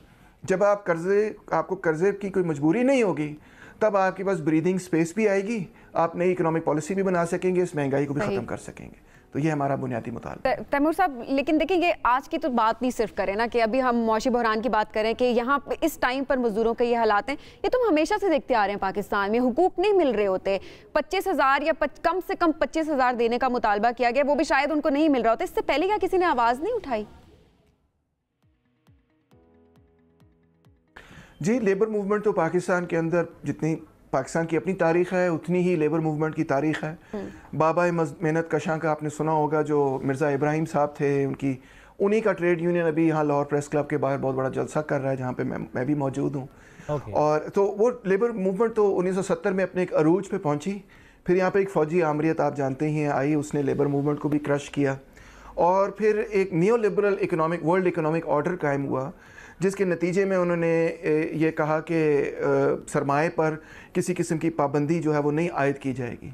उसका नतीजा ये हुआ कि ना तो यहाँ पे पाकिस्तान के अंदर कोई बड़ी खातिर ख्वाह ग्रोथ और डेवलपमेंट हुई, मासवाए रियल एस्टेट या दूसरी और इस किस्म की चीज़ों में इंडस्ट्रियल डेवलपमेंट उस सेंस में नहीं हुई जिस तरह 60s और 70s वगैरह 80s में भी हो रही थी, वो ख़त्म हो गई 90s में आके। और निजकारी और उसके साथ साथ डीरेगुलेशन और उसके साथ साथ ट्रेड लिबरलाइजेशन हुई। उस ट्रेड लिबरलाइजेशन के नतीजे में हमारा जो बैनुल अक़वामी तिजारत का खसारा था वो पहले से और ख़राब हो गया, और ख़राब होने के नतीजे में हम पहले ज़्यादा मकरूज़ हो गए। तो लिहाजा इन न्यू लिबरल पॉलिसीज़ को अगर हम तब्दील करेंगे तो फिर बहुत सारी चीज़ें मुमकिन हो जाएंगी पाकिस्तान के लिए, बशमूल इस चीज़ के लिए कि मिनिमम वेज भी बढ़ाई जाए, मज़दूरों को उनके प्रॉपर हकूक़ दिए जाएँ, ये सब चीज़ें जो हैं वो वेज तो बढ़ानी चाहिए। आजकल 25,000 रुपये की बात करें तो 25,000 रुपए में गुजारा किसका होता है? ये तो मतलब एक बहुत ही वेज बढ़ानी चाहिए। वेजेस बढ़ाने की ज़रूरत है जी, पेंशन्स टाइम पे देने की ज़रूरत है जी, इस तरह एजुकेशन सेस वगैरह के पूरी स्कीम है उस पर इम्प्लीमेंट करने की ज़रूरत है, सेफ्टी रेगुलेशंस पे इम्प्लीमेंट करनी, हज़ार किस्म की। अच्छा बाय द वे कानून सारे एग्जिस्ट करते हैं, आप देखेंगे पेपर पे सारी इम्प्लीमेंटेशन नहीं है, मगर एक्चुअल रियलिटी के अंदर एग्जिस्ट नहीं करती। जिस तरह आपकी रिपोर्ट, आपको लगता है कि इम्प्लीमेंटेशन जीरो है? ये जो छुट्टी दी जाती है इसका कोई फायदा मजदूर को होता है? यकम मई की छुट्टी की बात कर रहे हैं? जी जी जी, यकम मई को तो छुट्टी देनी चाहिए मजदूरों को, क्योंकि ताकि वो अपने आप को मुनज़्ज़म कर सकें। एक दिन तो मजदूरों के पास इस मकसद के लिए होना चाहिए कि वो अपनी कॉन्फ्रेंसेस कर सकें, अपनी प्रोटेस्ट कर सकें, अपने लोगों से, अपने मेंबर से मिलकर अपनी कांग्रेस कर सकें, अपनी तंजीम को नए मैं बात करूं सर कि जिस तरह हम देखते हैं दफातर में छुट्टी होती है, स्कूलों में छुट्टी होती है, मैं तो उस छुट्टी की बात कर रहा हूं, आम तातील का जिक्र कर रहा हूं, उसका फायदा एक मजदूर को होता है या नहीं होता? जी, मजदूर की डेफिनेशन के अंदर वो लोग भी शामिल हैं हमारे लिए जो कि दफातर के अंदर काम करते हैं, जो कि क्लर्क्स हैं, जो कि जिनको आप वाइट कॉलर वर्कर्स कहते हैं, वो भी एम्प्लॉइज़ हैं। और कई दफ़ा अगरचे वो सफ़ेद पोश होते हैं, कई दफ़ा उनके हालात बहुत ही ख़राब होते हैं, हालांकि वो इस चीज़ को दिखाते नहीं, मगर उनकी भी वर्किंग आवर्स और सैलरीज जो होती हैं वो हॉरेबल होती हैं। तो उनके भी हकूक़ के लिए हम लड़ते हैं और लड़ना चाहिए और जद्दोजहद करनी चाहिए। बिल्कुल होते हैं, बिल्कुल होते हैं। ठीक है सर, आज के दिन के हवाले से जल्दी से अगर कोई मैसेज आप देना चाहें या कुछ आपने लिखा हो, आप यू बीइंग म्यूजिशियन अगर कुछ सुनाना भी चाहें, कुछ सुनाना चाहें अगर। अच्छा चले, वैसे तो मेरी आवाज़ काफ़ी बैठी हुई इस वक्त, मगर रैली के अंदर नारे लगा के मगर थोड़ा सा आपको एक मिसरा सुना देता हूँ कि उठो मेरी दुनिया के गरीबों को जगा दो, काखे उमरा के दरो दीवार हिला दो, गरमाओ गुलामों का लहू सोजे यकीन से, कुंचक के फरमाया को शाही से लड़ा दो, सुल्तान ये जमहूर का आता है ज़माना, जो नक्शे कौन तुमको नज़र आए मिटा दो, जिस खेत से दहकां को मयसर नहीं रोज़ी, उस खेत के हर खुशाए गंदम को जला दो, उठो मेरी दुनिया के गरीबों को जगा दो। ये अल्लामा इकबाल के अल्फाज हैं जी, फरमाने खुदा फरिश्तों से। बहुत शुक्रिया सर, बहुत शुक्रिया साथ मौजूद थे। और अरे जो कोशिश आप कर रहे हैं, जो कोशिश हम सब मिलकर कर रहे हैं मज़दूरों के लिए, जिसमें आपने खुद कहा कि मज़दूरों की जब डेफिनेशन की बात करते हैं तो वाइट कॉलर जो काम करते हैं वो भी शामिल होते हैं, some under paid employees as well, उन सब के हकूक़ की बात करने की ज़रूरत है। और ना सिर्फ नए कवानीन बल्कि उन कवानीन का इतलाक़ भी उतना ही अहम है। एक ब्रेक की तरफ बढ़ेंगे, वापस आएंगे, साथ रहिए। Welcome back after the break. इससे पहले कि अगले सेगमेंट की तरफ बढ़े, एक सवाल करते हैं सबीन से, बचपन में ज्यादा शौक से क्या खाती थी मार के अलावा? खाना खाना खाती, यानी खाना खाने के लिए मारती नहीं थी, खाना खाओ। मार शौक से कोई भी नहीं खाता था, लेकिन पड़ जाती थी। कुछ बच्चे ऐसे होते हैं जो कहते हैं मार खा लेंगे, खाना नहीं खाएंगे। लेकिन मार खा लेंगे, लेकिन खाएंगे तो जंक फूड खाएंगे। अब आजकल जो माएँ परेशान है वो इसी बात पे परेशान होती हैं कि उनके बच्चे जंक फूड खाना पसंद करते हैं और घर का खाना नहीं खाते। बाप भी परेशान होते हैं, बच्चे ना खा रहे हो, सिर्फ माँ परेशान नहीं होती, बाप भी इतना ही परेशान होता है। पेरेंट्स परेशान होते हैं बहुत बेहतर था। पुप्पो, नाना, नानी, दादी सब बहुत परेशान होते हैं, क्योंकि बच्चे आजकल वो कहते हैं मार लो बेशक, लेकिन खाना हमने जंक फूड। ये जो हमने कहा ना फुफ्फो, मेरा थोड़ा सा इख्तिलाफ है, ये जो फुफ्फो, मामू, चाचू, ये जो सारे रिश्तेदार है ना, परेशान तो होते हैं, खराब भी करते हैं। हम उन्हें कह रहे होते हैं कि यार अभी बच्चे को कोई आप जंक फूड नहीं देना, कुछ बाहर चिप्स, बबल, टॉफी कुछ नहीं लेकर आने, जूस वूस टॉफी हो कुछ नहीं लेकर आनी। मामू जाते नहीं मिला बच्चा, मिला बोला मैं आपके लेकर आता हूँ। भाई ना ला कर दो बच्चों को टॉफियां बबले, बच्चों को खिलाने तो हम खिलाना चाहते हैं। इसी वजह से देखें, आप कहते हैं ना, जब बेजा लाड आप करते हैं और वो सारी बातें मानना शुरू कर देते हैं जो कि बच्चों के लिए अच्छी नहीं होती, तो वो उनकी सेहत को मुतासिर करती है। इसी तरह से जंक फूड एक ऐसी चीज है जो कि बच्चों की सेहत को बहुत बुरी तरह से मुतासिर करती है। और बच्चों की, हम कहते हैं ना कि उनकी ग्रोथ नहीं हो रही, उन्हें बहुत सारे इश्यूज आ रहे हैं, हाइट नहीं बढ़ रही, मुख्तलिफ बीमारियां जो कि बहुत छोटी एज में स्टार्ट हो जाती हैं। उसकी जड़ जो है वो है जंक फूड। जंक फूड है, प्रोसेस्ड फूड है, जो आप हेल्दी नहीं खा रहे और आप बाजार से कुछ चीज लेकर खा रहे हैं, आप दुकान में जाते हैं मैं चीज लेने जा रहा हूँ। तो इस मसले का हल थोड़ा निकालने की कोशिश करते हैं। डॉक्टर जवेरिया महमूद, न्यूट्रिशनिस्ट, हमारे साथ मौजूद हैं। अस्सलाम वालेकुम डॉक्टर साहिबा, कैसी हैं आप? वालेकुम अस्सलाम, मैं बिल्कुल ठीक ठाक, अल्लाह का शुक्र है। डॉक्टर साहिबा, आपके पास भी पेरेंट्स आते हैं कि हमारे बच्चे जंक फूड बहुत ज्यादा खाते हैं, ये आदत किस तरह से छुड़वाई जाए या किस तरह से उनकी डाइट को बैलेंस किया जाए? जी बिल्कुल, मैं बताती चलूँ कि जंक फूड का बढ़ता हुआ रुझान और साथ ही साथ कार्बोनेटेड बेवरेजेस जो इसके साथ दिए जाते हैं, यानी फिजी ड्रिंक्स और रंगों वाले मशरूबात, ये जो तीनों चीजें जो बच्चे हैं उनकी सेहत को बहुत बुरी तरह मुतासिर करती है। ना सिर्फ उनकी मेंटल कॉग्निटिव ग्रोथ बल्कि फिजिकल डेवलपमेंट में भी बहुत ज्यादा जो है प्रॉब्लम क्रिएट करती हैं। पर इसका सारा दारोमदार ये होता है कि एक माँ घर में जो खाना बना रही है वो आपको किस तरह का मतलब होममेड देती है या कमर्शियल फूड्स पे स्कूल लंच बॉक्सेस में दे रहे हैं।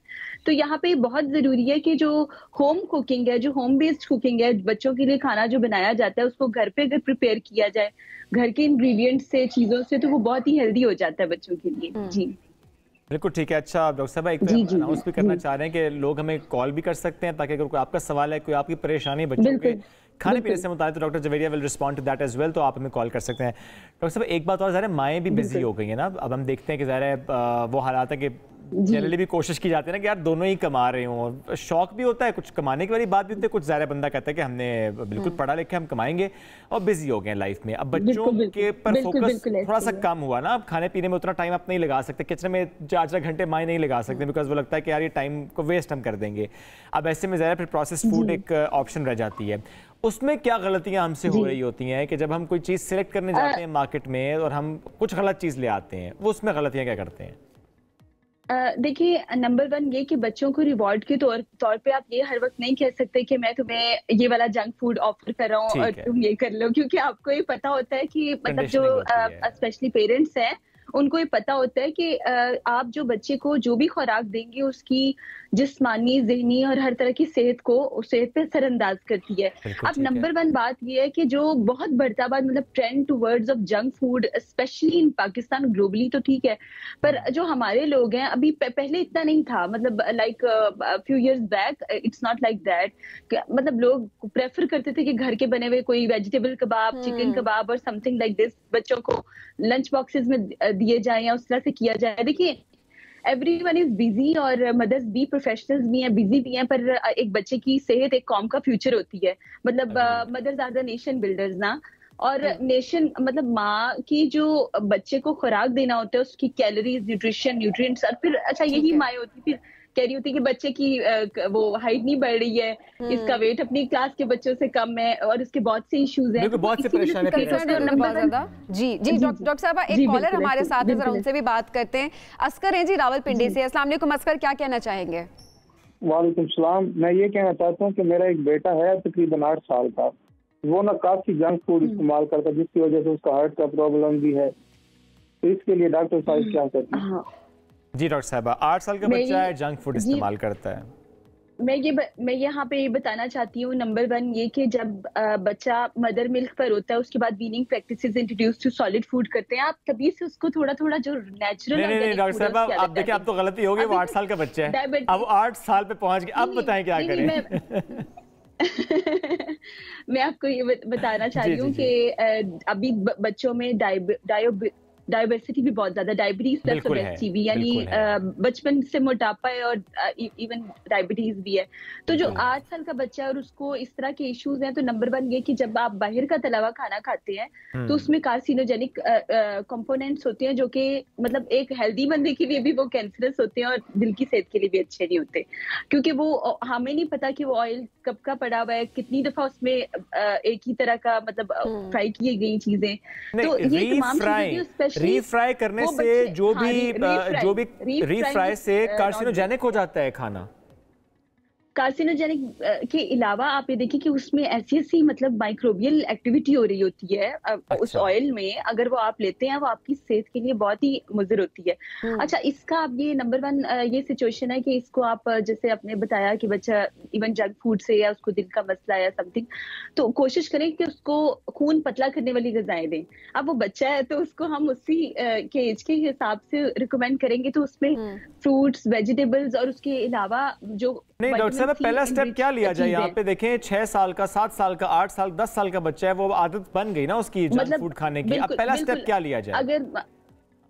फर्स्ट स्टेप ये लेके उसकी मेंटल मतलब मेंटली उसको चेंज किया जाए, उसको थोड़ा सा इंस्पायर किया जाए, उसको बताया जाए लाइक जैसे पहले होता था पॉपाई द सेलर, जिसमें वो आपको स्पिनिच दिखाई जाती थी, उसको बताया जाए कि एप्पल में आयरन होता है। मतलब आप पहले बच्चों की रगबत जो है उस तरफ लेके आए कि ये काउंसलिंग करें, मेंटल काउंसलिंग करें, उनको बताएं कि ये फल है और ये सब्जी है, इसके ये फवायद है, ताकि पहले वो फलों सब्जियों की तरफ थोड़ा आए। अच्छा, अगर आपने खाना भी आप घर का खाना ले।